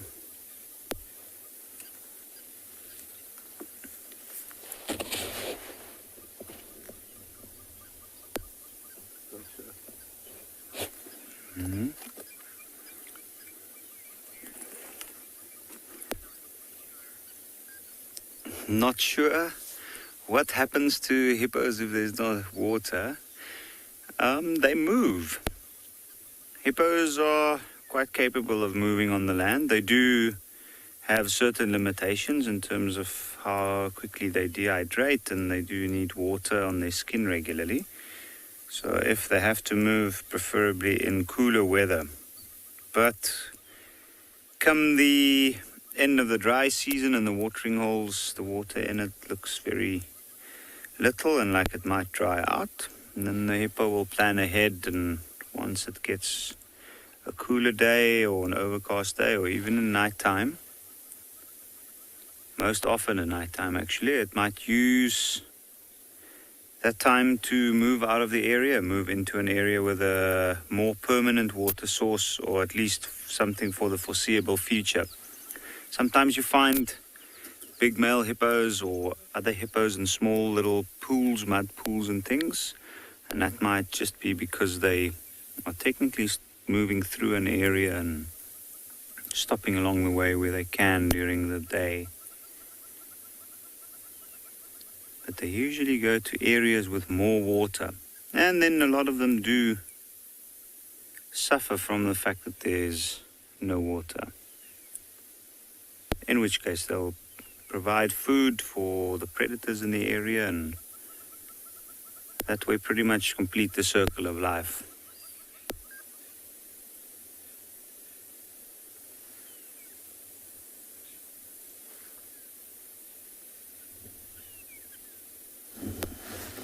So welcome back to the Mara. I think when hippos fail to get water, it's going to be really, really tough. Thank goodness that the Mara River has at least been flowing now, and the hippos are enjoying. Now here we have at least a small herd of zebras. It seems like these plains are starting or beginning to be deserted. I only see a few herds. I've not seen the wildebeest yet, so probably maybe they've been moving towards the border. I can only see a few zebras, and sometimes, always during the migration, we always see these zebras going in last, because of how these two species feed on the grass. So the medium or the small grass that is left behind after the wildebeest have eaten is what the zebras take an advantage of. You can see all this plain is only short, medium grass, and that is what they're enjoying right now. Because zebras are not ruminants, they don't have a four-chambered stomach, they're not animals that will chew cud, they're bulk grazers. And that's the reason you see they have very big stomachs. Sometimes the stomach get a little bit bloated. It's because of how much they eat. Little scratch on the ear there. You can see them also swishing of their tails. So when zebras are around, or whenever they walk, they always associate themselves. Sometimes you find the horsefly or the botfly, and if you look closely, each and every zebra is switching off their tails, which is a way of getting rid of those kind of flies.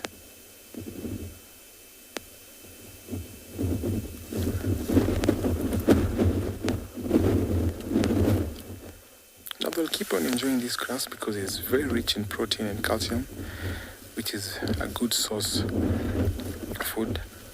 And when they're present here, they at least utilize that, because we've had a very good weather pattern where we've seen rain in the east, west, north, south, and actually that has made this plains game be here.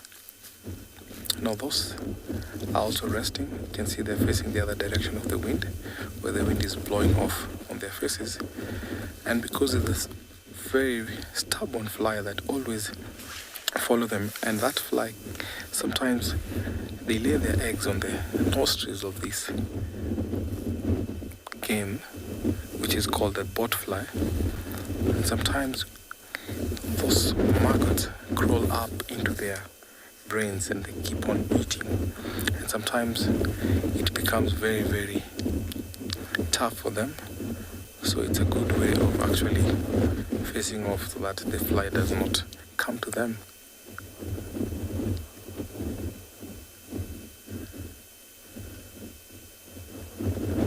Sometimes they'll be in a mixed herd. Sometimes they'll be walking by themselves. And it's always nice watching zebras because to locate a predator, we always watch in which direction they're facing because they have very sharp eyes. And that's the reason why sometimes you find zebras mixed up with wildebeest, topies, and other plains game. So I'm going to sit here for a little while as I watch these zebras graze and take you over to another live location.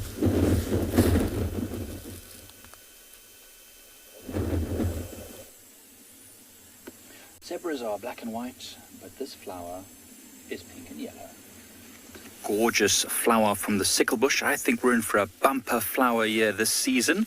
Should be fantastic. Hi, my name is Mike. Behind the camera is Seb, and you've joined us at Eco Training Pridelands Conservancy. And we've been having a bit of an interesting morning, looking for lions. We found tracks on a boundary. Unfortunately, they headed north, far away. We heard them calling far from the boundary. We spent some time at Leopard Dam, but not as busy as it was yesterday. And now we're checking the northern boundary again, and we've got these beautiful flowers here on the sickle bush, which, yeah, I mean, you can see there's lots and lots of them are about to flower. There's a few flowers that are already emerging, and this is a great plant. Sometimes they refer to it as the Chinese lantern bush because of those beautiful flowers.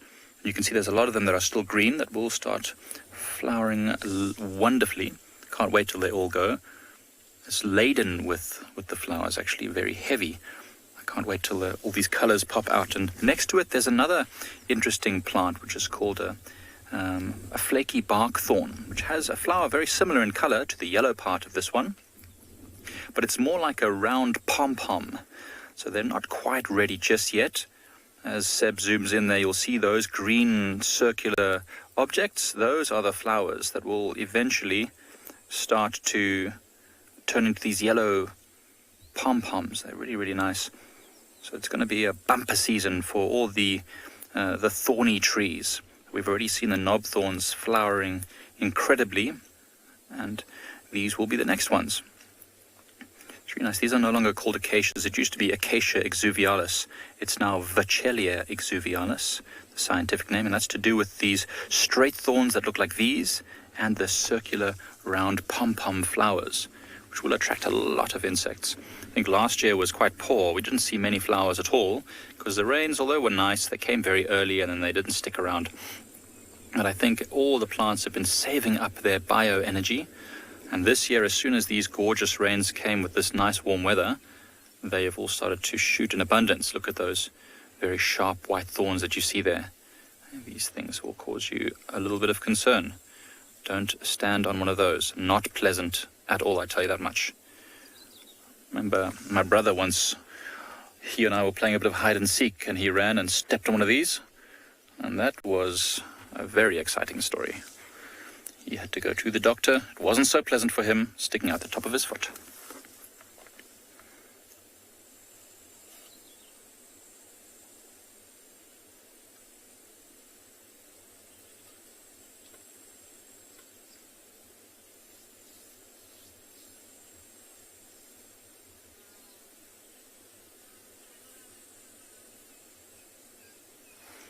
Well, we're going to be sticking with this plant for just a little bit longer. So anyway, I want to go back to that sickle bush because it's really quite a cool plant. So this is sometimes called the A to Z of medicinal plants because it just has so many different medicinal properties, of which one I know quite well is if you chew these leaves up. In fact, I'm going to try and see if I can reach a leaf. There's a leaf with a horrible... So this leaf over here, it's a nice green leaf, and if you chew this leaf here, it's got very fine feathery leaves. If you chew this and apply it to if you've got a wound, let's say, it can be a poultice. It helps your blood to clot and bind with on the skin, which stops the bleeding, and it also has some antibacterial and microbial properties. The sickle bush.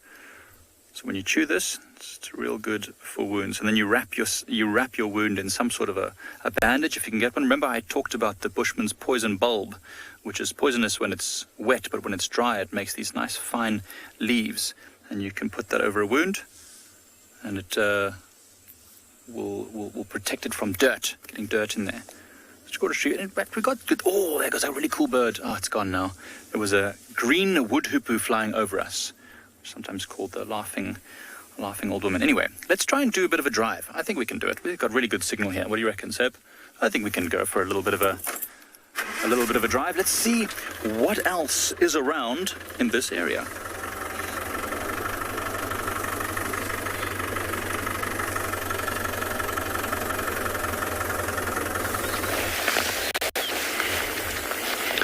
Yes, welcome back to Tswali Kalahari. So after appreciating those beautiful seed pods, something else got our attention, and we just jumped off the vehicle and we were gifted by this wonderful little surprise. It is a juvenile. Oh, there's the adult. Wow. That's the male. Wow. This is a juvenile Pirate Batis. And the larger, more vibrantly colored one there was the adult coming in, the male. Beautiful to see this. This is the first time I'm seeing a young fledgling Pirate Batis, and you can see from the mottled appearance that it's still a young individual. It's also not breaking. Look how it's flapping its wings. Lightly vibrating its wings like that. That's also a bit of behavior to show the parents it wants to be fed. Oh, incredible.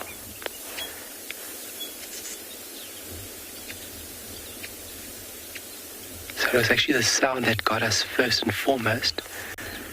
So these birds create beautiful nests, beautiful woven nests.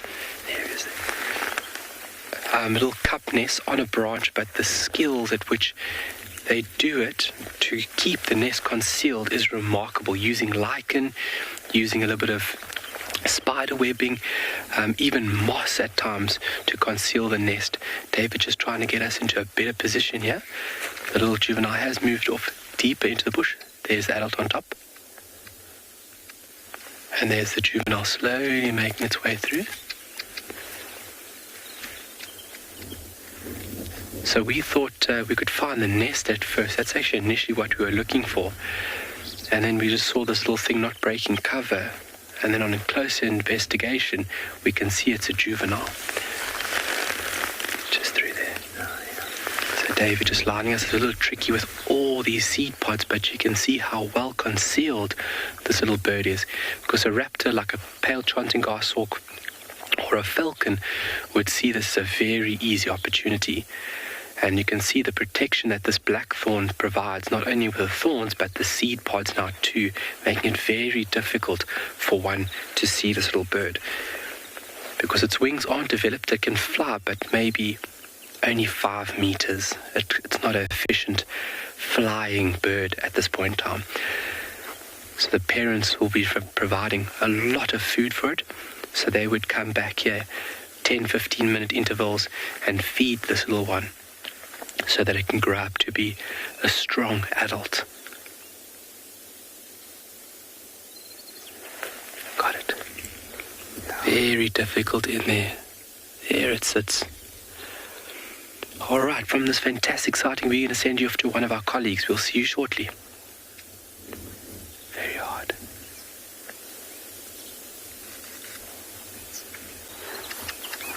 Yes, the adult back here. Well, it seems as if someone's getting food. These youngsters here in the Pride would love some food, but it's all turned into a proper little snuggle session. But what has happened, everybody, which is quite interesting, is the second Avoca male has arrived. Now, first you got one over here on the left. There is Mohawk. He's been with them this whole morning. Now, I'm not sure who was with him last night, but Blondie arrived moments ago, gave his brother a little head rub, and then plopped down in the shade. So apparently one of the Avoca males was on Mala Mala mating with the Kambaku female. I was just having a look, and I didn't really recognize him in the photographs.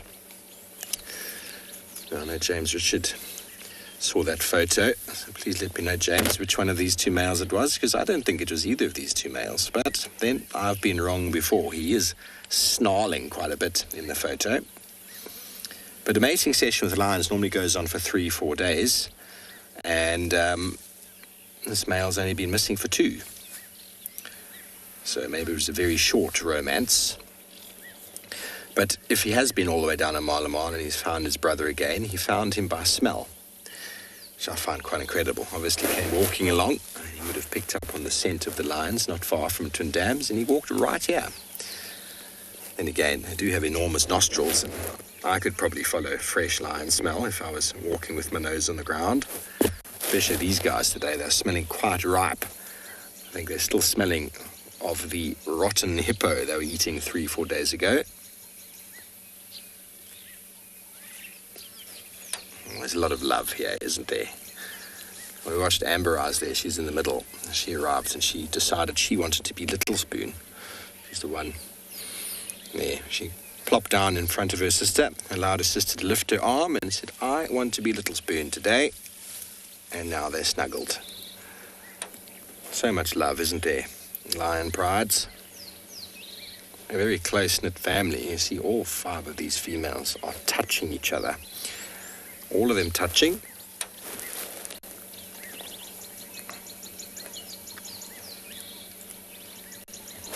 And the sun is starting to burn off that little bit of cloud that generated. And I'm sure in a little while, half of these lions are going to find themselves exposed in the sun, and they'll need to move. I don't think they'll be too far, though, this afternoon.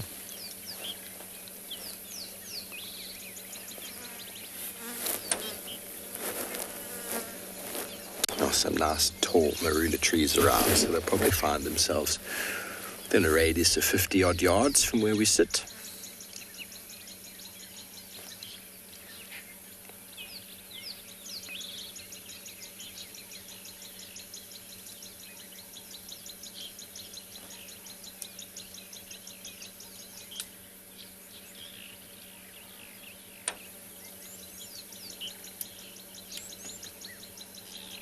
Happy to have had the lions this whole half of this week since they arrived on Tuesday.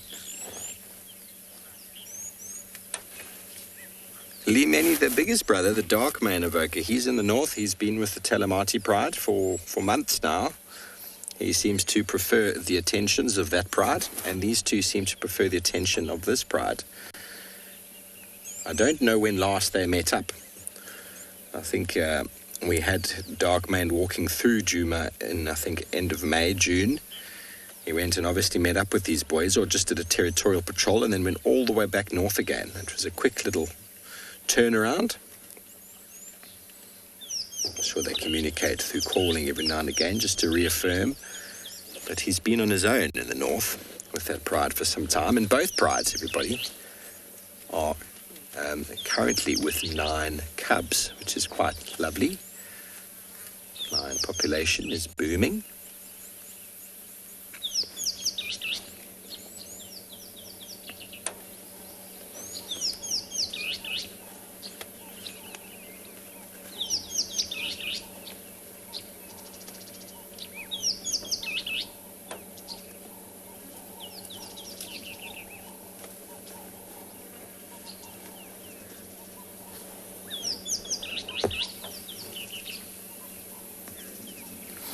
So 50, I'm not sure.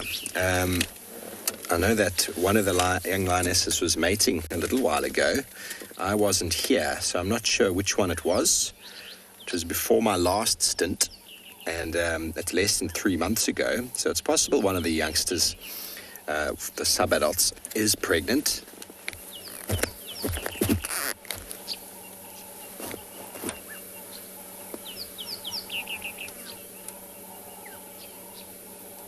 This one right here. I'm not sure if you can look at the nose. You see how pink the nose is? And then she's got a little bit of a belly. And mammary glands are exposed at the moment. The sub-adults who haven't yet had cubs, their mammary glands are underdeveloped. This one's got a little bit of a paunch there on the tummy, doesn't she? Now, I can't tell if this is one of the adults. And they're all adults now, but I can't tell if it's one of the older girls or if it's one of the youngsters. The general consensus is the young lionesses still have very pink noses. It's the general, it's not always. And the older they get, the darker that nose becomes. But then it's also a lot of food in there. When we saw them last night, these lionesses were full. And that's why they haven't moved anywhere. Who knows what they ate. Finally, no males to eat all the food and no cubs to compete. 7 lionesses had a nice meal on their own. Perhaps a zebra or a kudu. It definitely was more substantial than an impala. But we're going to try and move into some shade, as I'm sure our dark male, our voca males will shortly do the same.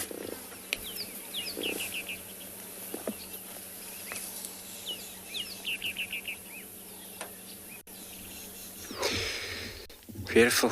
Good luck there with Steve with his pride of lions. Hopefully, they're probably just lying down. It's about the same with this giraffe. The herd of elephants that we have all of a sudden run past Gary Dam. Now we're on the eastern side of the Gary Dam. I couldn't actually keep up with them. But, you know, they have showed us the male giraffe packing off there in the shed. And he's chewing his cud. As you can see what he's doing with his mouth. The process of chewing, you know, takes place sometimes when they are stationary, like what he's just doing there. This is actually one of the male giraffe, bull giraffe. Beautiful prehensile mouth. And balded horn, which is actually a patch of the white on top of this one. And there's no hair growing in there, so it's quite easy to tell wherever there's a giraffe. Mostly females, they are fluffy hair on top of this horn, then you know it's a female. But sometimes its size can sometimes tells you. A lot of time males go big in size, females slightly short in size. So averagely height for the male is oxpecker land in that animal. So is anything 6 meter tall, 5.5 meter tall. That's the male. Where the female sometimes up to 4.5 meter tall. So the oxpecker just arrive, trying to get inside of that ears. Sometimes they pick off dirties, anything, insect, probably ticks around that animal. But they also benefit from that animal not only picking off the ticks, but while they do that, they pluck off the fur of that animal or any of the animals for their own materials, nest material.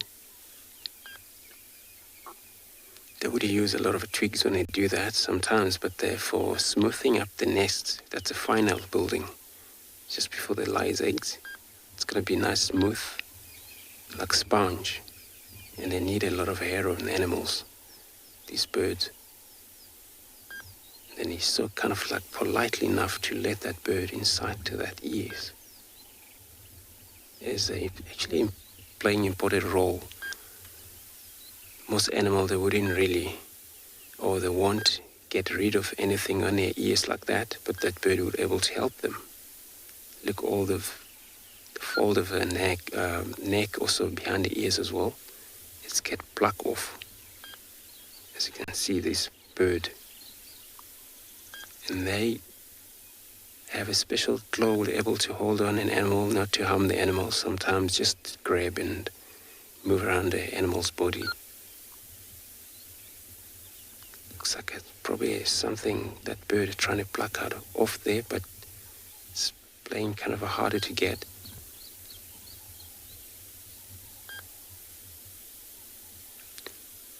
Red bull oxpecker they only associate with any of the other animals except for elephants, but they do sometimes have their own time away from the animal. This is when they take care of their chicks, but also they move away of animals as it gets dark, because they weren't just going to move all day or night, but only day creature moving around.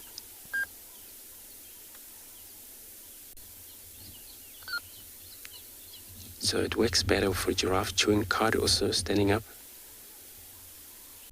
And it's so easy for him to actually bring up the cud up to the mouth, as you see him now just stop.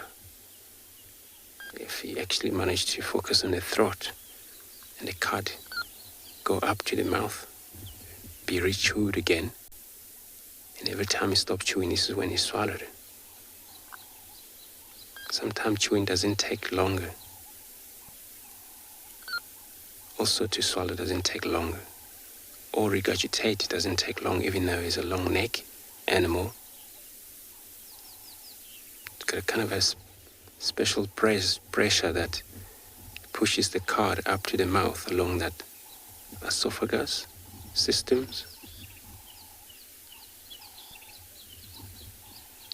And then our oxpecker just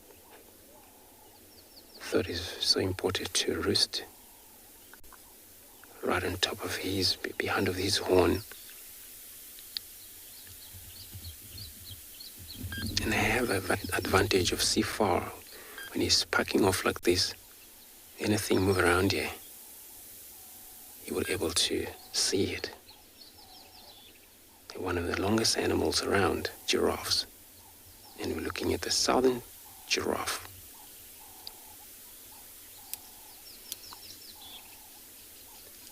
Male always sometimes separately away, same as a female. Sometimes you do find the females on their own, and then it applies the same sometimes with a male. But these females that are taking care of their young one seems to remain in a small group. It's a journey of giraffe or tower of giraffe, and they're all static. And all they do is just take care of their young one. You see, giraffe, they're one of the animals also that are sometimes easily to lose their baby, the females. Because it comes from how they raise their babies. Sometimes they move far from their babies, 50 yards, 100 yards away from the baby while the baby rests, lying far.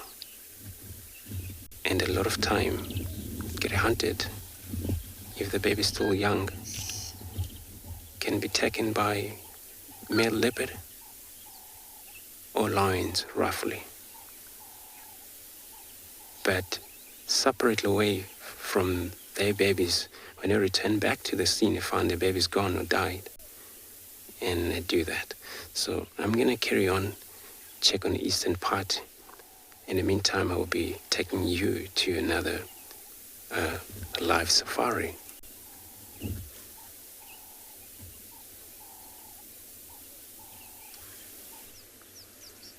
Welcome back to And Beyond Pinde, everyone.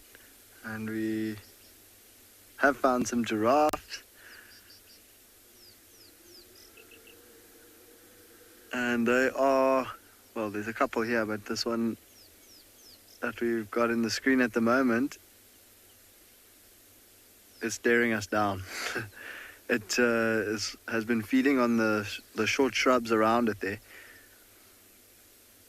which is quite interesting to see. Like, we always think of giraffes having these tall necks so they can feed on the tallest trees and have that competitive advantage over the other animals. And yet these giraffes have come into an area specifically for these smaller bushes, for the leaves of these smaller bushes. Now the leaves that the bushes that they are feeding on at the moment are sickle bushes, and the leaf structure of the sickle bushes is like a small little feather, and it is protected by these hard spiny thorns. And so these little leaves of the sickle bush are very nutritious. hence why they're protected by the thorns, but also that's the reason why the giraffes have come into this area to feed on these little sickle bush leaves. And if you look at the color of the leaves, they're really, really like bright green, and that's because it's all new growth. So it's all new little leaves that are starting to shoot through.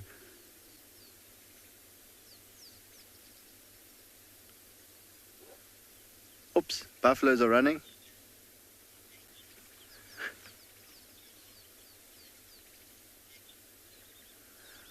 Nature lover is asking, are giraffes ruminants? And yes, they are. And the brilliant thing about giraffes is if they are ruminating, because they have such a long neck, when they regurgitate that cud, you can actually see the little ball of food coming up and going down the entire length of the throat. And the buffaloes that you can see in the screen now are also ruminants, nature lover. And you can see there's a little bit of dust in the air there. I don't know what gave them a fright, but they are sort of mixed in with these giraffes. And then there have been some warthogs running around in between the giraffes. I think what might have happened is a warthog might have gone running through the herd of buffaloes and spooked them. They seem to have calmed down again.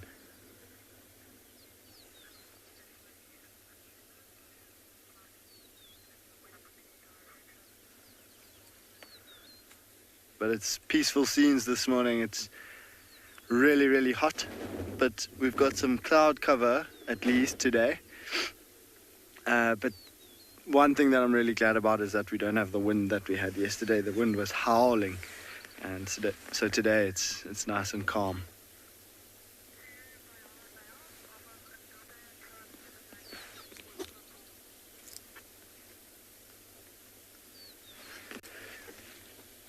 So you might see just behind the giraffe there's a interesting looking tree, which is actually a euphorbia, a relative of the cactus family, and it has a tree-like structure. But myself and Gert are going to keep going from here, and we're going to see what else we can find for you this morning.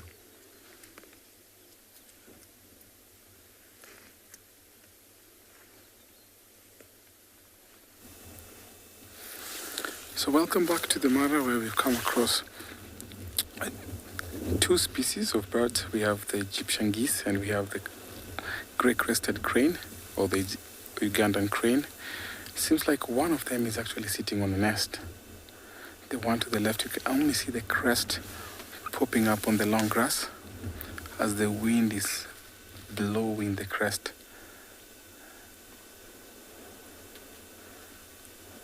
So these birds are known mostly to breed after the rains. But here in East Africa, we've seen these birds breed all year round. So the two, or they pair for life, where you find that they also help in parenting, they also help in sitting on the eggs. So once the female has sat for a little while, you find that the male will come and sometimes support by sitting on the eggs. If they have eggs there, cluster, which sometimes they lay about 2 to 5 eggs. It might even take about a month, that is the incubation period, for them to have new chicks.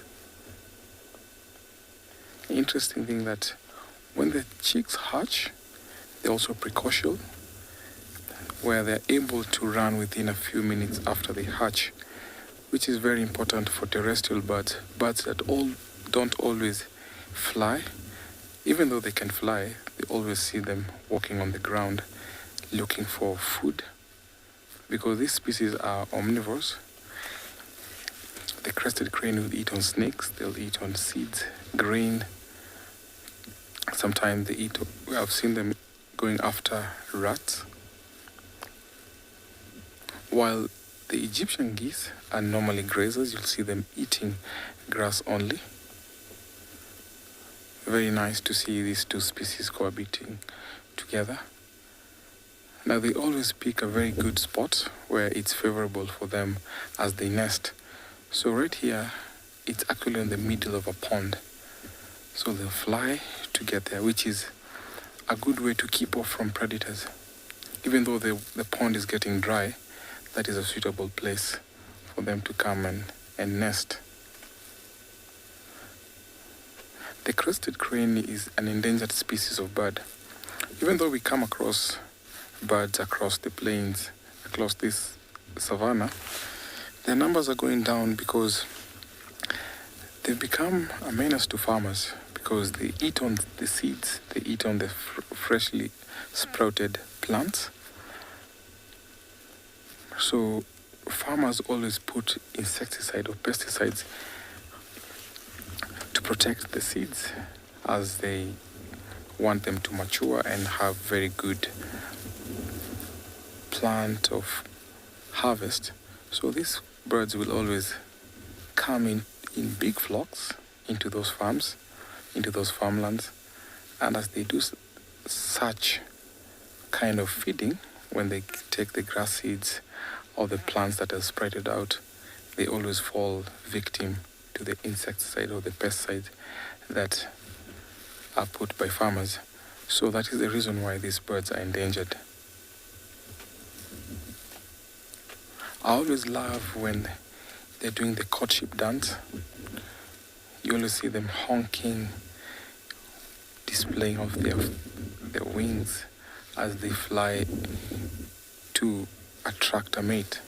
Very, very interesting to see. And I'm sure that is what happened before these two get to be here and before she came to lay the eggs.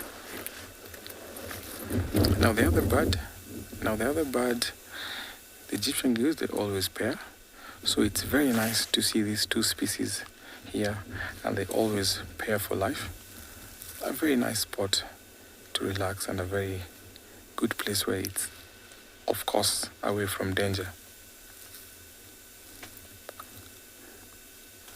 I'll wait here to see if they'll take turn to nest there as I take you over to another live location.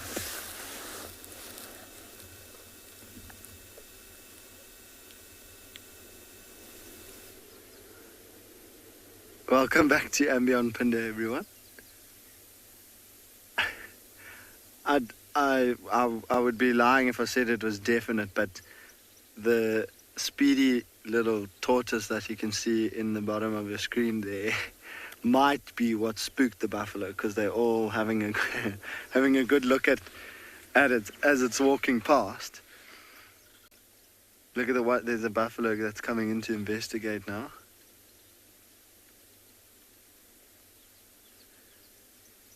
Keeping a good eye on the tortoise. I don't know, maybe the tortoise is what spooked them, but there's also a warthog wallowing in the back there. And there's a little puddle of mud that the warthog has just gotten out of. And let's have a look. Yeah, he's going to rub on that tree.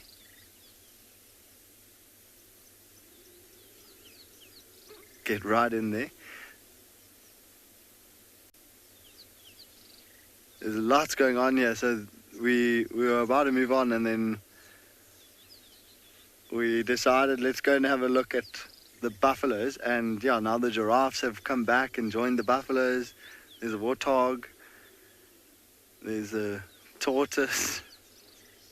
There's even wildebeest joining, but you can't see them at the moment, just behind a bush. But how's that? There comes the wildebeest. He's just gone under the tree. Oh, and the tortoise is still heading straight towards us.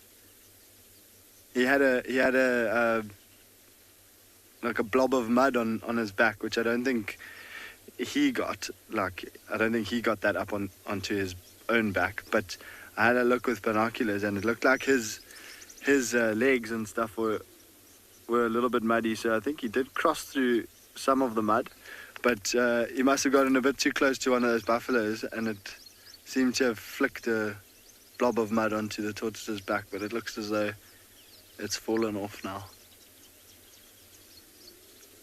But he is on a mission, eh?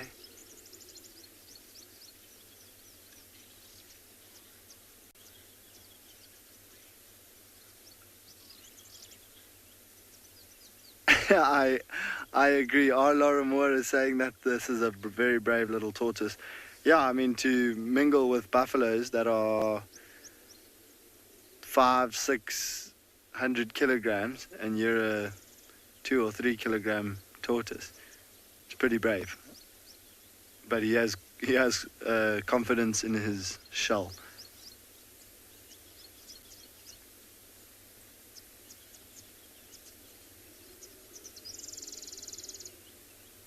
We now have the giraffes also interested in that little puddle. I think there might be a little bit of water on top of the mud, but it wouldn't be ideal to drink. Let's see, maybe the giraffe will try to drink. But I mean, we've seen warthog wallowing in there. The buffaloes have all walked through there. Oh. Didn't look like it enjoyed that at all. And down again. I want to see if any... So well, from where we're sitting, we're a little bit low down, so I can't actually see if there's any like pool of water that giraffe might be trying to access. Oh, yeah, it's definitely gulping water in there. You can see the throat moving.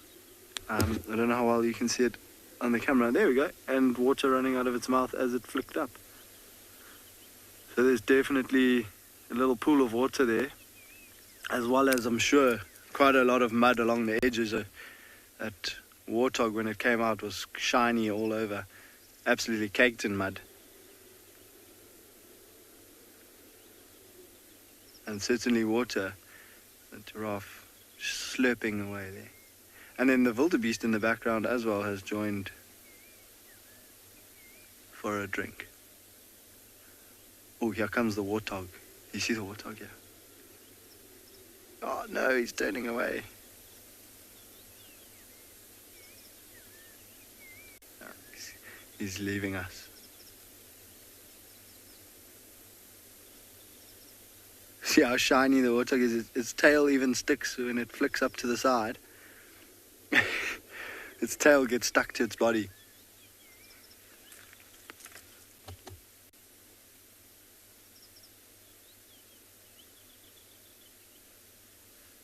Quite a big water. Oh, there it comes. Quite a big warthog, and it is a boar that you can tell by looking at those warts on the face. So the ones underneath the eye, and then males have that second wart just above the tusk on the side of their face, like halfway down their snout. Females don't have that second wart; they only have the one beneath the eye.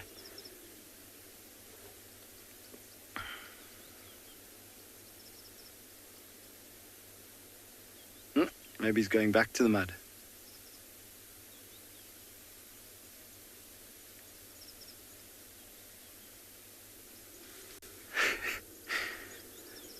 They are brilliant little creatures, eh?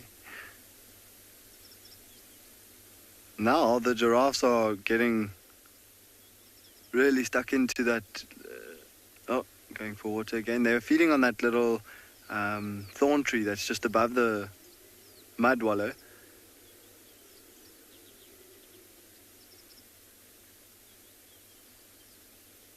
And the one just behind that one that's drinking, there you can see it's feeding on the small shrub above that giraffe that's bent down. And it's interesting that they're all feeding on these smaller shrubs, but it's obviously because of the fresh new growth, the very soft and juicy new leaves that are coming through.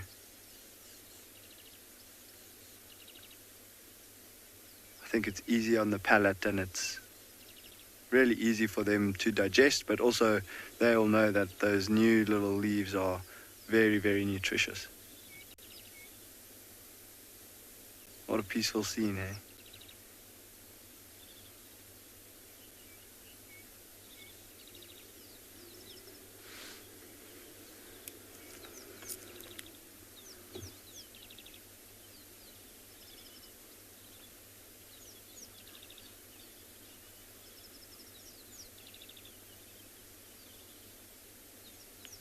Beautiful, beautiful giraffe. Oh, look at the horn on that one that's bending over now. Oh. The one at the furthest at the back, it's going to disappear now, unfortunately. That one right at the back, I just noticed now, she's got there, her head's just sticking up. Look how skew her ossicone is. She's got one very, very skew horn that's sticking up the top there. And she's now drinking where the wildebeest was drinking.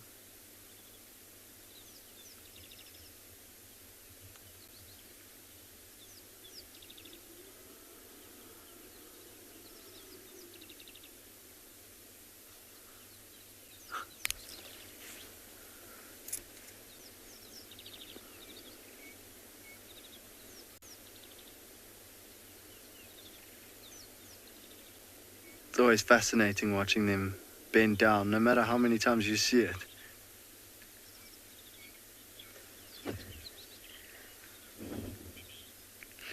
Lee Mini is asking me, what is the biggest giraffe that I have ever seen? Sure.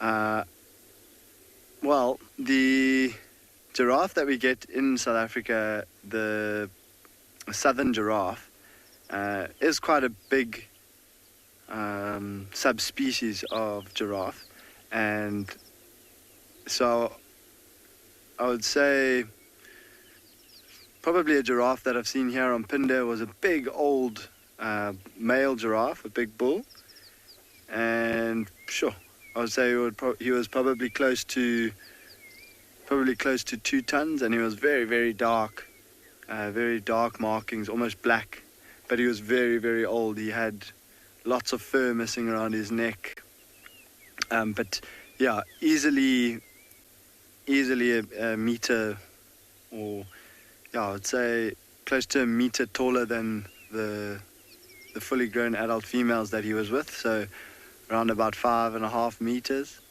It was a very, very tall giraffe.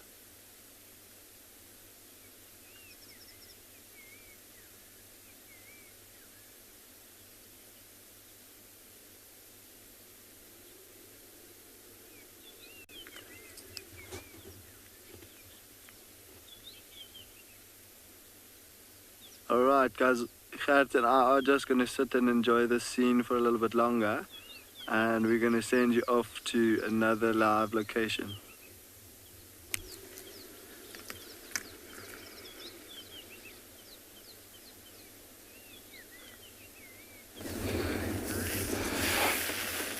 Well, from the beautiful scene of giraffe tortoise to one of our most, distinct birds of prey, the long-crested eagle, unmistakable. Yeah, this is a bird that hunts from one perch, very, very much like most other eagles of its size. Remember, these guys have got amazing eyesight, capable of pinpointing the smallest mouse or a grasshopper in the grass, and they can fly at lightning speed to get it off the ground. They have talons to grab it, and also a very strong hooked beak for that killer bite. They pair for life, and usually they lay 2 eggs. The female will lay 2 eggs in a nest constructed on a high tree, which tends to be almost like it's got a hole in the middle, and incubation period for the eggs is around 1.5 months. And yeah, the one usually hatch both, but very much like other eagles, they practice what is called siblicide or canism, where the older sibling will try and take all the food from the other one, and actually if he hatches like a day or 2 before the other egg hatches, he'll try and throw the egg out of the nest so that he gets all the attention. Surprisingly, parents pay no role or pay no attention of whoever tries to be dominant, and it's found all over the Masai Mara and East Africa, the long-crested eagle. And here looks like it's been hunting, and it's a good area for it to get food, and so it's staying here for very, very long. It's a nice area full of bushes, shrubs, so I think there would be grasshoppers, mice, snakes, all those that could be here, and that's why it's here.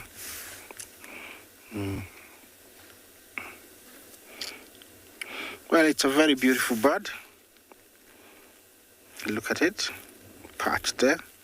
I'm sure it can see inside my eye because I'm very close. Definitely there is something below it, and that's what it's been waiting for. Unmistakable because of those, crested feathers on its head. Always got them. That's how you can easily pick up that it's a long-crested eagle.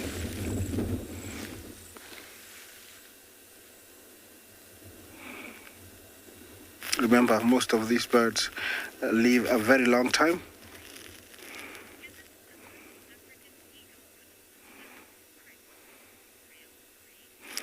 Real green, did you say, is there another eagle with such a long crest? I don't know if that was the question, but we do have another one called the crested eagle.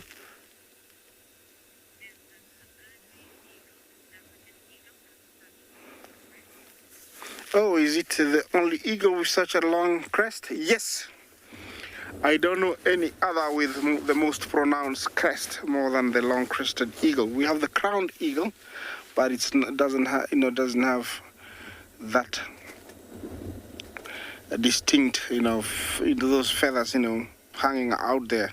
Usually they fall backwards behind the head, but here I think the wind is blowing in that direction, and that's why they're face forwards. Definitely, it's here for a reason.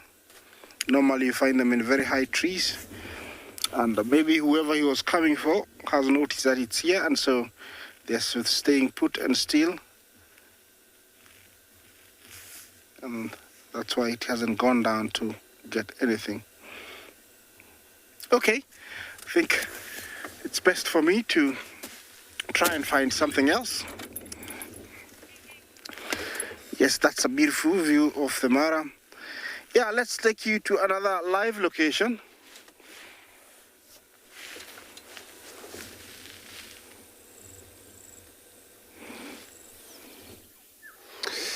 Beautiful. Eventually we again managed to find our beautiful herd of elephants. Now they all look relaxed again.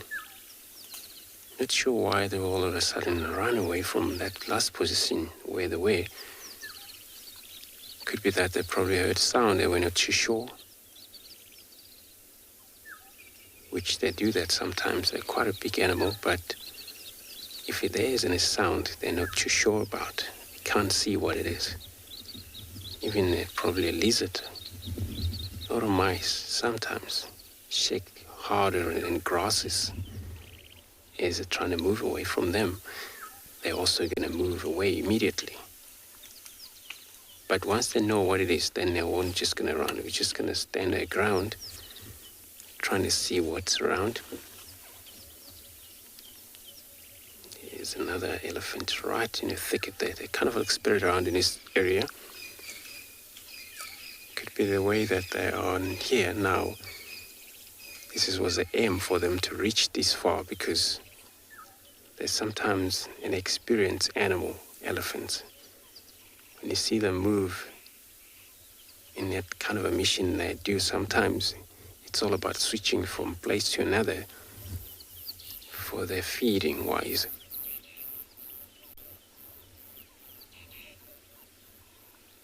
I mean, water is quite a plenty of water. Everywhere is a puddle of water since we have that last rain a couple of weeks ago.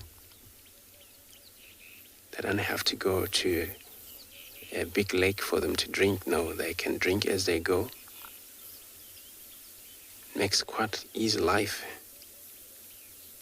Then they will spend a lot of time. They can choose any place they want to spend time in it and do the best feeding. So important when there's so much grasses. that saves a lot of trees around here, remember? We thought they are destructive, but they are big animals. And in the winter time, they push all trees, most trees that they want. They get roots out of them. And that's where the destruction takes place in the winter, but less destruction happening in the wet season because greenery is in place. Food stored already, grass is up, green. And then they're all just going to enjoy feeding on grass is done, pushing these trees. And they ever debug trees this time of year is that they feel like they really want to.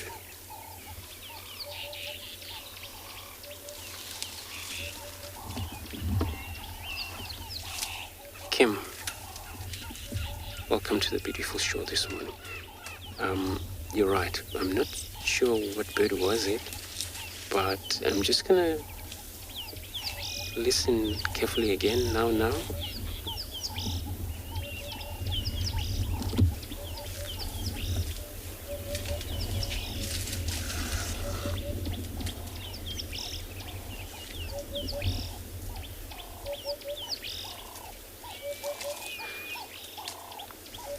You're right, Kim. If you mean that bird is still calling, because there's kind of a few different call of birds in this area.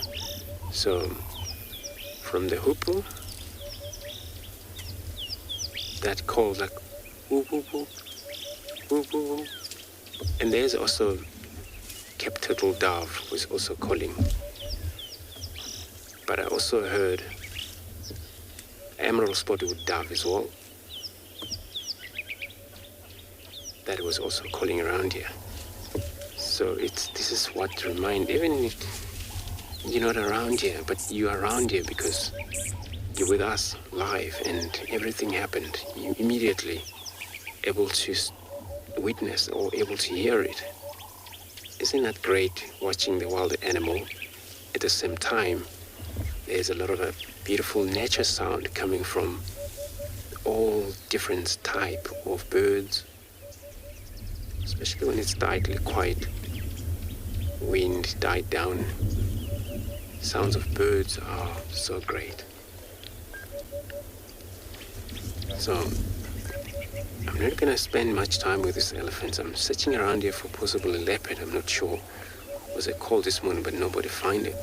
In the meantime, I'll be taking you to another live safari.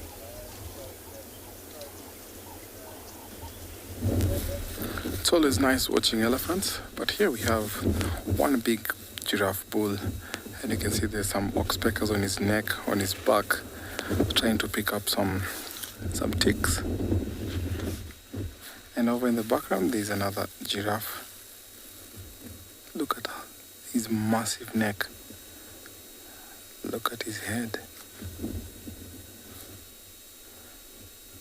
So such dominant bulls always walk from one home range to another, always coming to join groups and families which have females together to come and investigate whether the females are in estrus or in season, so that he can be able to mate with them. Very elegant looking, how big and muscular he is.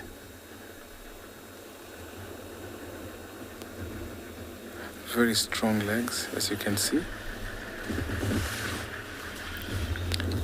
Now in defense, those legs come in handy because I've seen them fighting over predators like hyenas and even lions, where they use their front feet to sweep and to kick with their hind legs.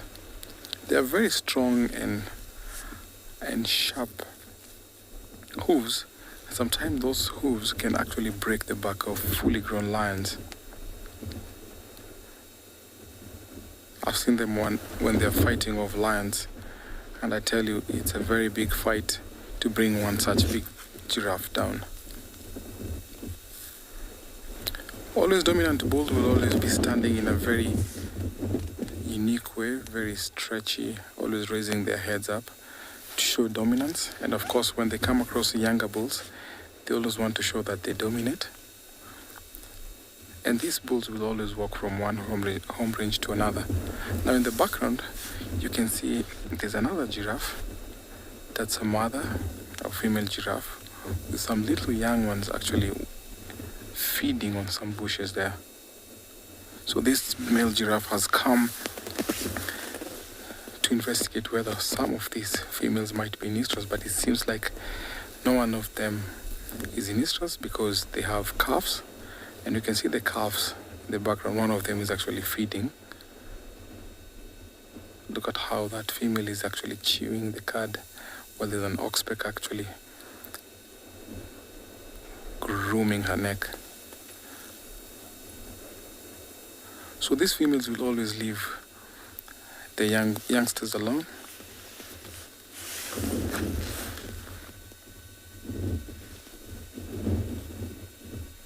Dizzy, thank you so much for your question. I'll estimate that head to weigh about 7.5 kilos. Very big neck, very big, strong head also. You can see the oxpeckers actually on his neck. Because of their long necks, they sometimes cannot actually reach or groom themselves behind the necks, and those oxpeckers come in handy. Now, the bigger the giraffe, the bigger the head, and sometimes also the anatomy of giraffe says that the bigger the head, the bigger the giraffe, the bigger the brain. And sometimes big giraffes like this, the brain can weigh up to about 3.5 to 4 kilos. So during the cooler part of the morning, like right now, you can see them feeding. Actually, he's just come from feeding on that bush. And over to our left, thank you, Big Jim, he's panning slightly. There's another one feeding. Now, there's also a difference in behavior to feeding when you look at females and the bulls, because sometimes you find these young females will always bend their necks down to reach, like how she's feeding on this kaffir bush, while the bulls will always go on a tall stretch to feed. The long tongue come in handy. You see, she's actually nibbling on a nostril.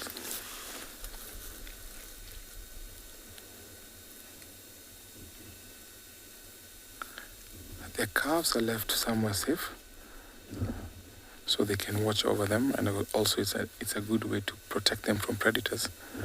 They always come back to nurse them. Sometimes these mothers can go over about 3 kilometers away, and then they'll always return to suckle the young ones. So these two have about 2 calves, 1 calf each. And those calves, when they're left in the nursery like that, they're always social and they have a good bond when they're together, which is very important because they can also have that social bond when they are by themselves. See, that mother is watching over us as the bull is staring at us. And those two are actually enjoying this beautiful kaffir bush. Sometimes these 2 calves, when they be left together, you'll find them playing nose to nose sniffing.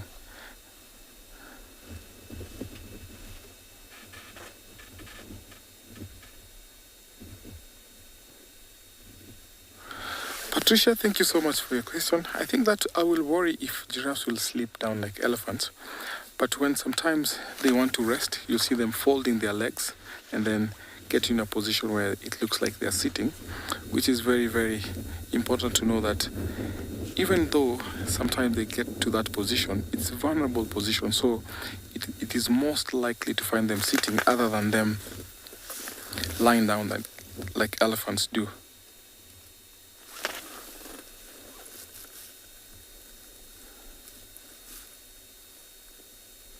So those 2 calves will be weaned at around 12 to 14 months. And normally they're left or they become independent when they're about 15 to 17 months.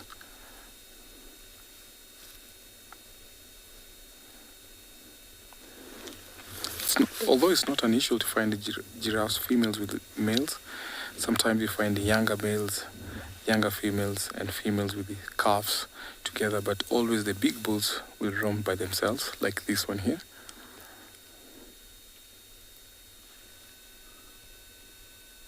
What a very nice sighting. I'm still going to hang around here and see what this giraffe is up to, because he keeps on staring at us. Maybe he wants to come a little bit closer as I take you over to another live location.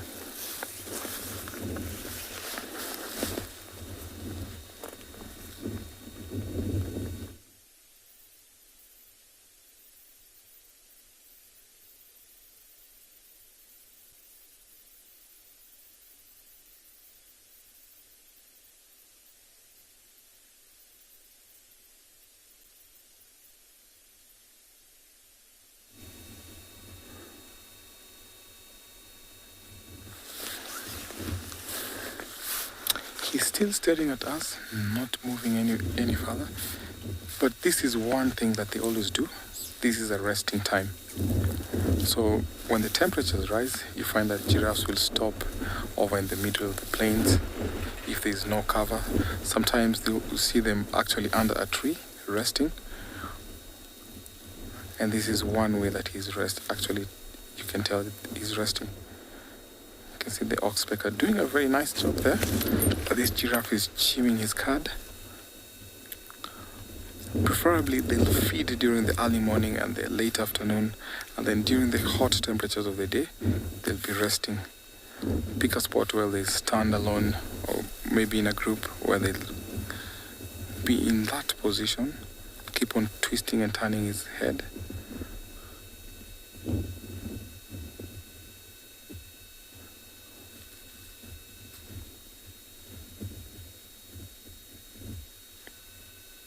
For those who are joining us now, we're coming to you live from the Masai Mara. For your question and comments, #WildEarth. For young viewers, kids question at wildearth.tv, and in the YouTube comment section at FC.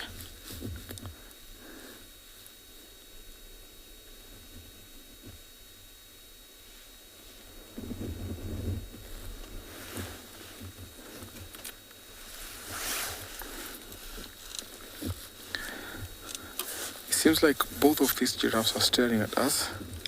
I like the way they stand tall and keep on chewing their cuds. I'm going to take you over to another live location.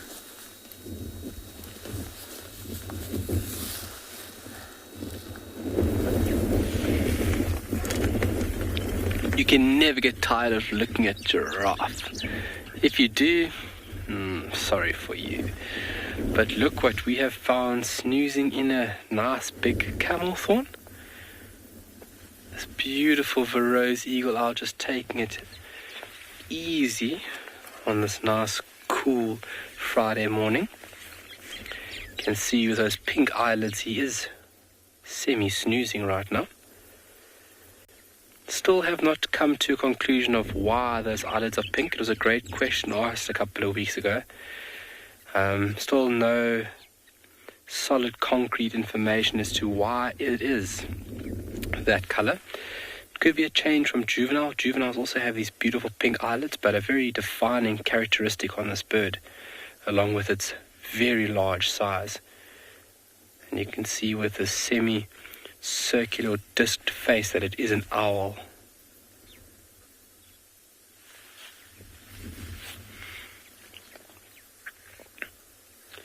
Wonder where his partner is.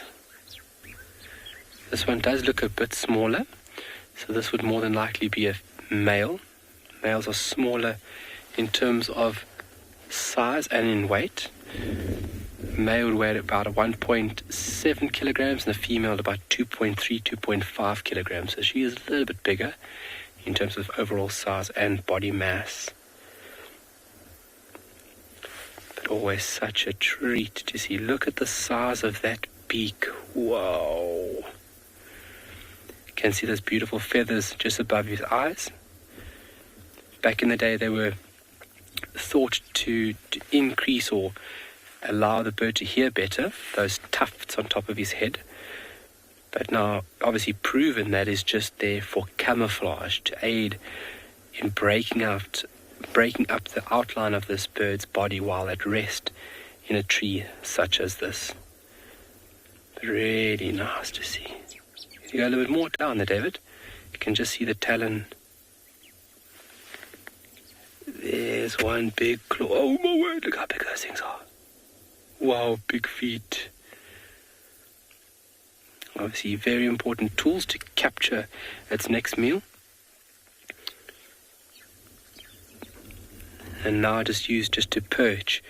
Yeah, when a bird sleeps, like I said, in a relaxed position, its talons or its feet automatically tense up as the bird rests. You always think to yourself, how does a bird not fall out of a tree as it falls asleep? Obviously, when we fall asleep, our muscles start to relax. For birds, their ligaments actually tense up, so the bird has a firm grip on a branch such as this, and that obviously enables it to sit perched, perfectly positioned while snoozing like this big beautiful owl is doing right now. But what a sight. Wow.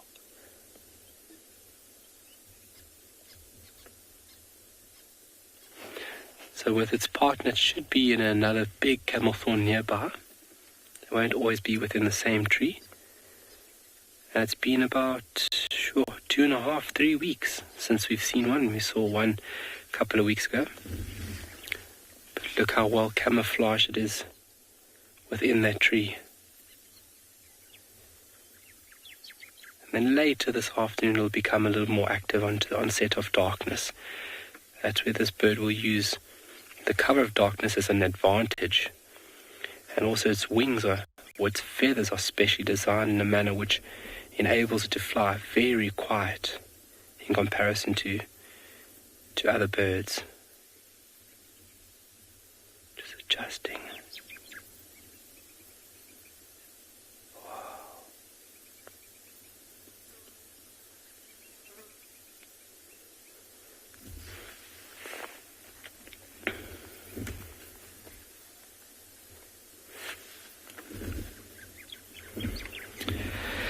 Pam, do owls drink water? Pam, so from rodents and other birds that this large bird would consume, they absorb quite a lot of moisture from their... Oh, look, its eyes are open there now. They absorb quite a lot of moisture from their food content. Obviously, the animal will be swallowed whole. And if it had to drink water, I'm sure it would do it under the cover of darkness. So just going down to the water's edge and then just scooping water, obviously with the beak, and then swallowing it obviously down the esophagus. But a lot of moisture would be obtained from prey items such as mice and other birds. Obviously all the liquid and all the nutrients absorbed, and then undigested material will actually be regurgitated in the form of what we refer to as a pellet. So more than likely small meals we'd find around this tree over here. It's normally found around resting spots or nest site where you find this indigested material. But a lot of the moisture would be obtained from prey item, Pam. And then, like I said, I think they would do it under the cover of darkness when they have a bit more of advantage. Because everything is going to see you, especially your large size. You are a predator, and you want to remain concealed. So if predator and prey interaction, you want to have the element of surprise. So definitely under the cover of darkness. Nice question. If I do find anything about drinking, I definitely will let us know a bit later. But really nice question. Do they drink? Yeah. So its beak is quite dirty, so it might have had a meal recently. You can see a little bit of debris on the left-hand side of its beak, or left-hand side in the picture.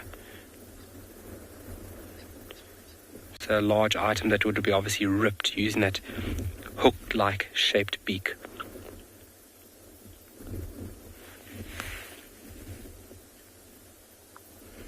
I mean, even a flamingo, this bird has been recorded at taking out. And the flamingo is a pretty big bird.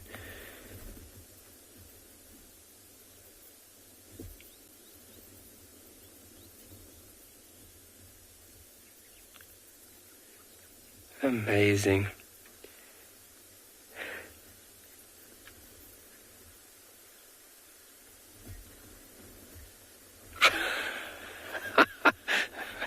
Multi-talented vixen. Nice comment there. Very multi-talented. Yeah, that's a nice one. I like that one. Great one. Thank you. So anyway, we're going to leave this owl to be, I think.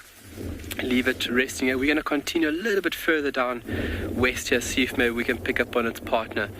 Obviously, when it comes to watching animals, you never want to overstay your welcome. Just want to make sure we don't disturb it too much. All right, we're going to send you off to another location. We'll see you soon.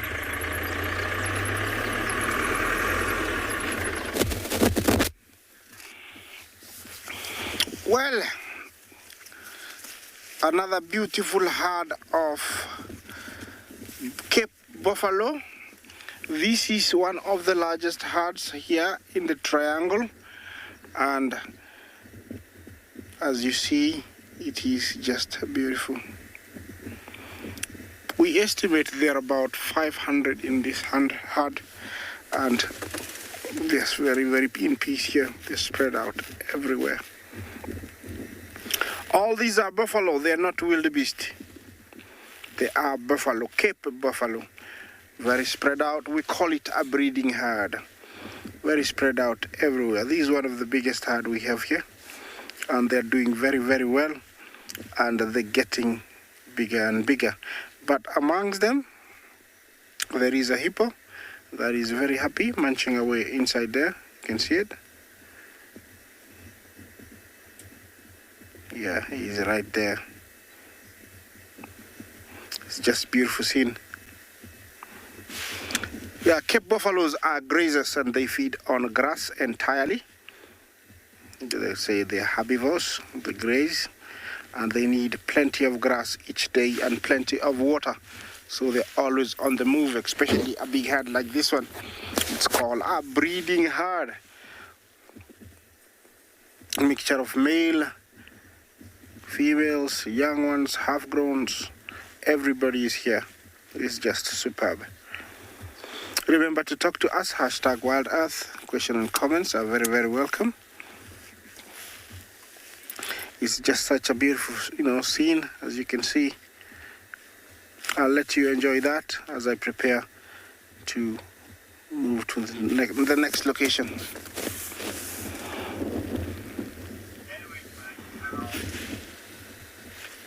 On. Right, so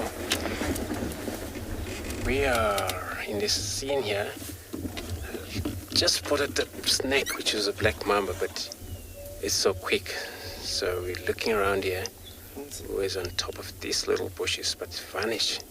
It just came off to the ground, and it's vanished. I can promise you, it was probably in meter and a half black mamba that was right. We almost just drove past it until you say, "Whoa, snake!" So, and they're very well camouflaged once they're on the ground, and they're just gone.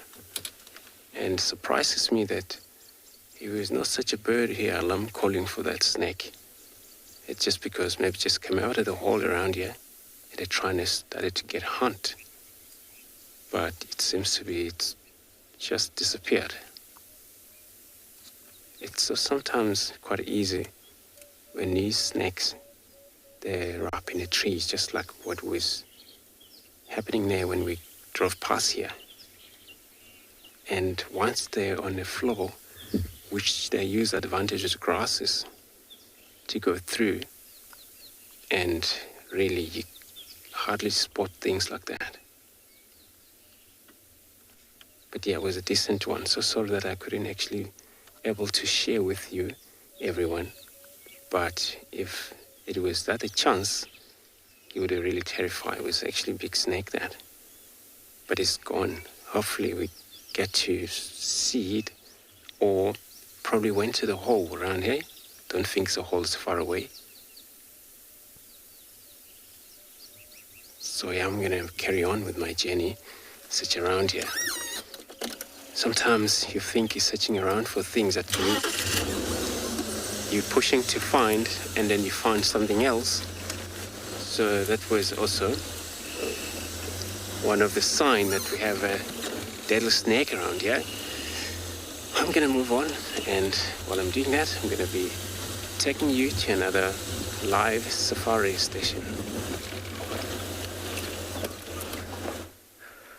Welcome back to Ambient Pinde, everyone.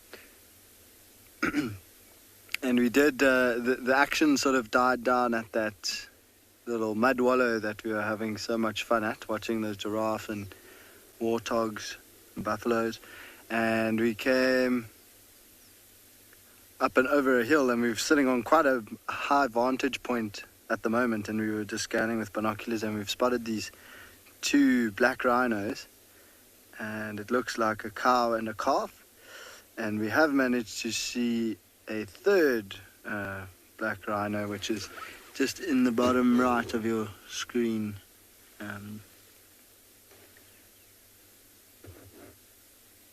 The top right of your screen, sorry. And he is lying down, so that is a bull. He was with the cow and the calf earlier, possibly investigating the reproductive status of the mother of that calf, and has just moved away and lay down. And that cow and calf were also lying down, but they stood up just before you joined us. I'm not sure why. There is a little bit of a breeze blowing now, which might have upset them a little bit. And they're just standing up to see if there was any potential danger, or if it was just the wind blowing through the twigs around them.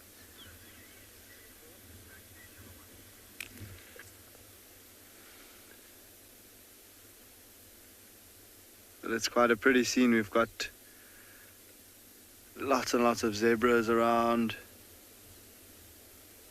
and the green shoots of grass are coming through. So this is one of the areas of Pinde that had a fire through it in winter, and so the zebras and also white rhino have been spending a lot of time in this area feeding on the new shoots of grass coming through, but the black rhinos are in this area for the the shrubs. So like we saw the giraffes earlier feeding on the sickle bush leaves, the black rhinos will be doing the same thing. They'll be taking advantage of those fresh and soft new growth coming through. Oh, the bull is up now as well.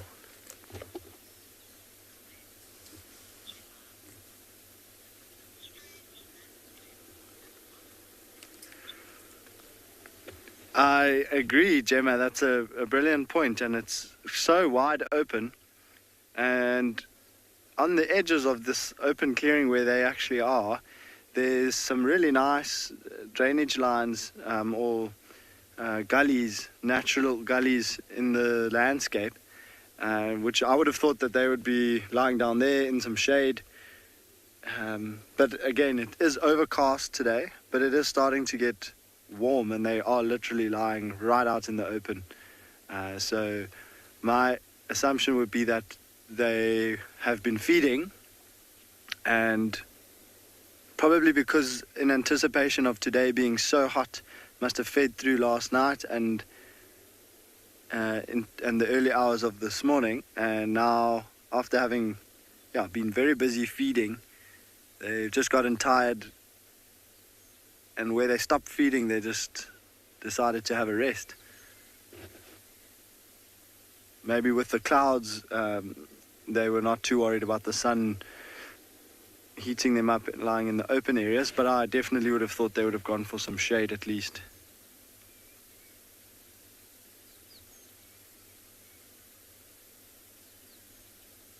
And you see the bull is now just investigating what I think he must have heard something that got him to stand up. And if we go back to the cow and the calf is now settled down enough that he lay down. He or she, I'm sorry, I don't know if it's a boy or a girl, but mom is still up. But I'm sure her eyes are, her eyelids are getting a bit heavy, and she's probably going to lie down very shortly too. So yeah, Gert and I are going to leave these rhinos to get their rest in today, and yeah, we'll see what else we can find on our way back.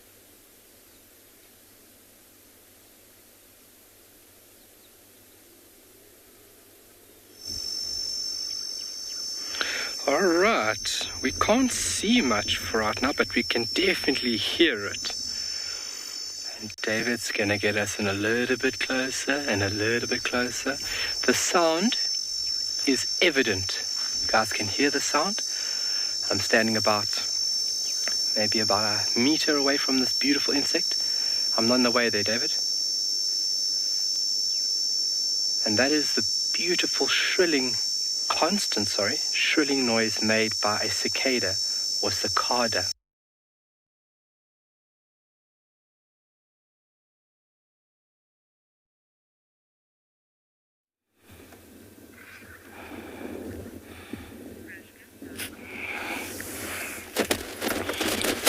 Welcome to Vulture's restaurant. A table without no courtesy, no patience. It is fast come, fast served, and if you can get to it, get it. This is what they do, and they're best at it. We have 3 of our common vultures here. The one standing up high is called the Ruppel's griffon, which is the second largest vulture we find in Africa. And then the most common one with a darkish blackish head and dark white feathers, very many of them to the right. Those are African white-backed vultures. We do have one very big guy to the left there, and you can see his pinkish head. He keeps popping everyone now and then. It's called the lappet-faced vulture. It is our Africa's largest vulture. You see him? Yeah, there is he's one. He's behind the guy on top. And these are birds of prey. Oh, he's getting into trouble. There, those two fighting. Yes, those are the lappet-faced vultures. Yes, these guys are part of the ecosystem, and they play a very big role, because if the hyenas don't get to carcasses or jackals, they will get there. Their amazing eyesight will allow them to do that from far distances. It just needs one to fly down, and somebody from about 30 kilometers away will sense that there is something to be taken care of, and you'll see big flocks come by, and they properly utilize their job. When an animal is dead, believe me, even if it's intact, they'll eat it whole. They'll open it up. The lappet-faced vulture usually does that, and then everybody else gets to the dinner table. This is how it goes. Enjoy it for a little bit as we take you to another live location.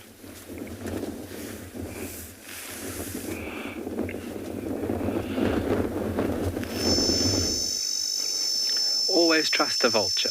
It knows best. So, an unbelievable sound being produced by an insect that's only about 3, maybe 4 centimeters long.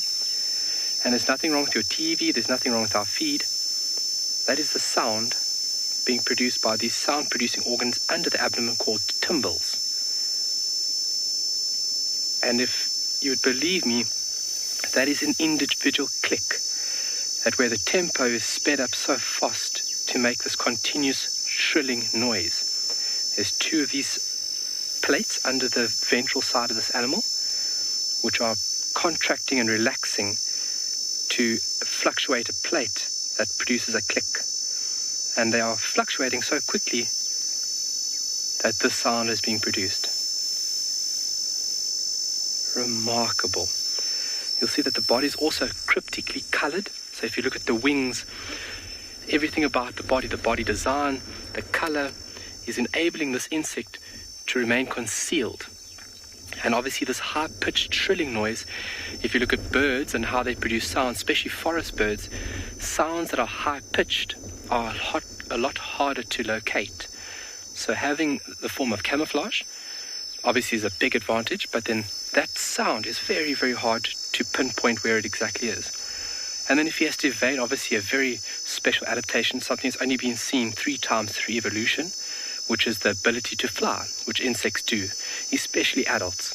Not only to evade predators, but then also to find new food sources, to find mates. It's a really amazing advantage. Insects, birds, and then mammals. Achieving flight, really remarkable ability, but what an amazing sound.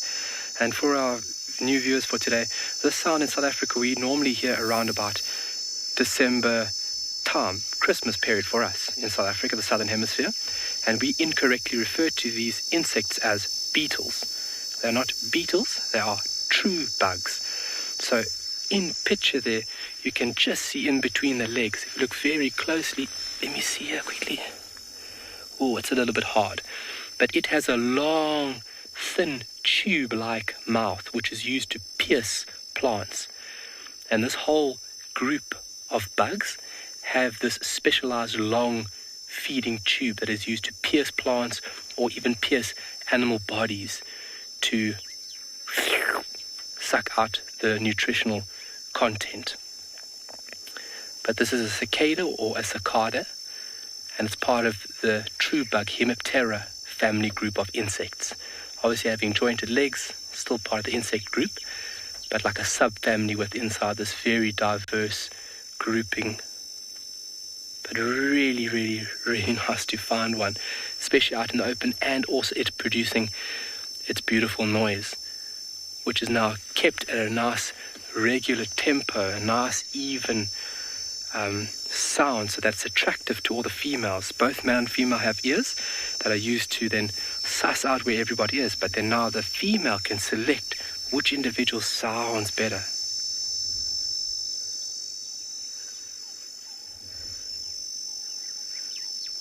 Nikki, you hear them on hot summer nights. There we go. Hot summer nights, just like we're having temperatures warming up now in South Africa, those organs, when it's warm, are able to produce the sound at a constant medium. When it's cold, you'll find that there's actually like a break in the sound, which is not really nice. So when I'm trying to serenade my lovely lady, when I'm trying to sing out to her, I want to sing to her in a very beautiful voice, nice tempo, nice depth, whereas in this insect uses the temperature to keep that sound at a nice constant medium that is attractive for them, so that they can come in where this individual can have a chance to mate. So those warm summer nights that you're experiencing there would be exactly what we're experiencing here. It's nice and warm, and that's perfect for insects. Insects want warmer temperatures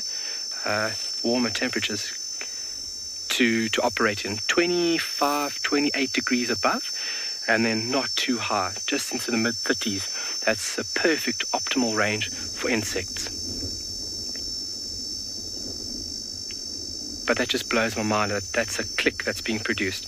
So how I can best describe it is that if you've opened up a jar, and that jar has that little clicking ability to obviously ensure its safety, that hasn't been opened before, that organ is producing a sound in a similar manner, but just really quickly.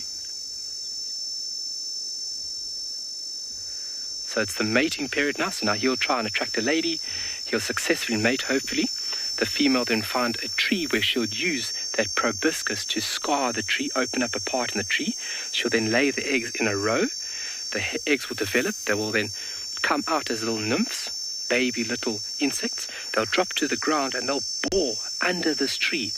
And under the tree, they'll find the roots. And on the roots, they'll actually use these specialized mouth parts to feed off the sap from the tree. That's what they feed on, sap. and then obviously hatching out next season as an adult to start this process all over again. We're going to send you off somewhere else, and we will see you shortly.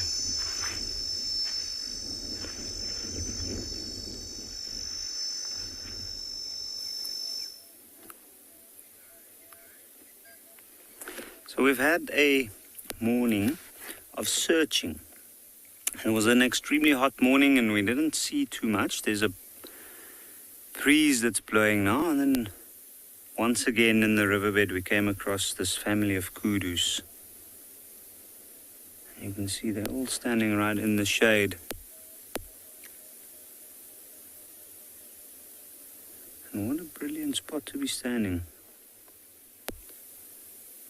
I saw one's even gone to go lay down. You can see that one is just doing the cut. She's not actually actively feeding off the trees near her.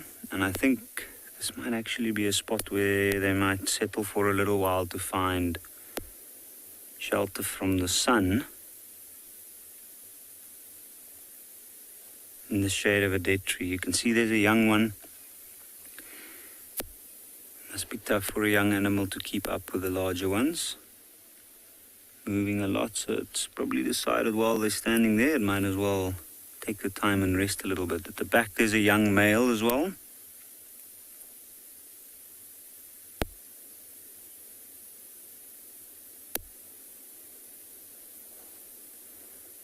They don't seem bothered at all. Something's just drawn his attention. You can see, look at the ears going.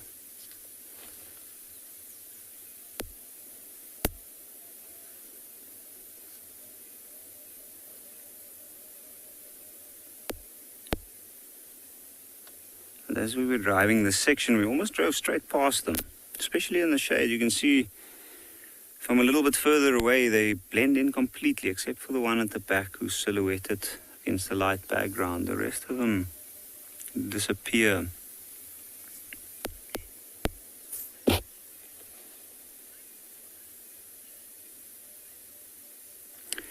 Pernie Lulu, you love those ears. I think those ears are very, very important to these kudu. In fact, I think it's one of their biggest senses that they rely on. Just look at that female's ears. So she's just swallowed her cud ball. There it comes back up, you see. And then something drew her attention. The first thing that moves there is, well, she looks in the direction, but the ears. Those massive ears is exactly what helps them to be able to move in denser areas like the spots around the riverbeds. And maybe not this one, but there are, like that smaller one, would be very much at risk from predators. And that's why these animals need to be adapted for the specific area that they move in.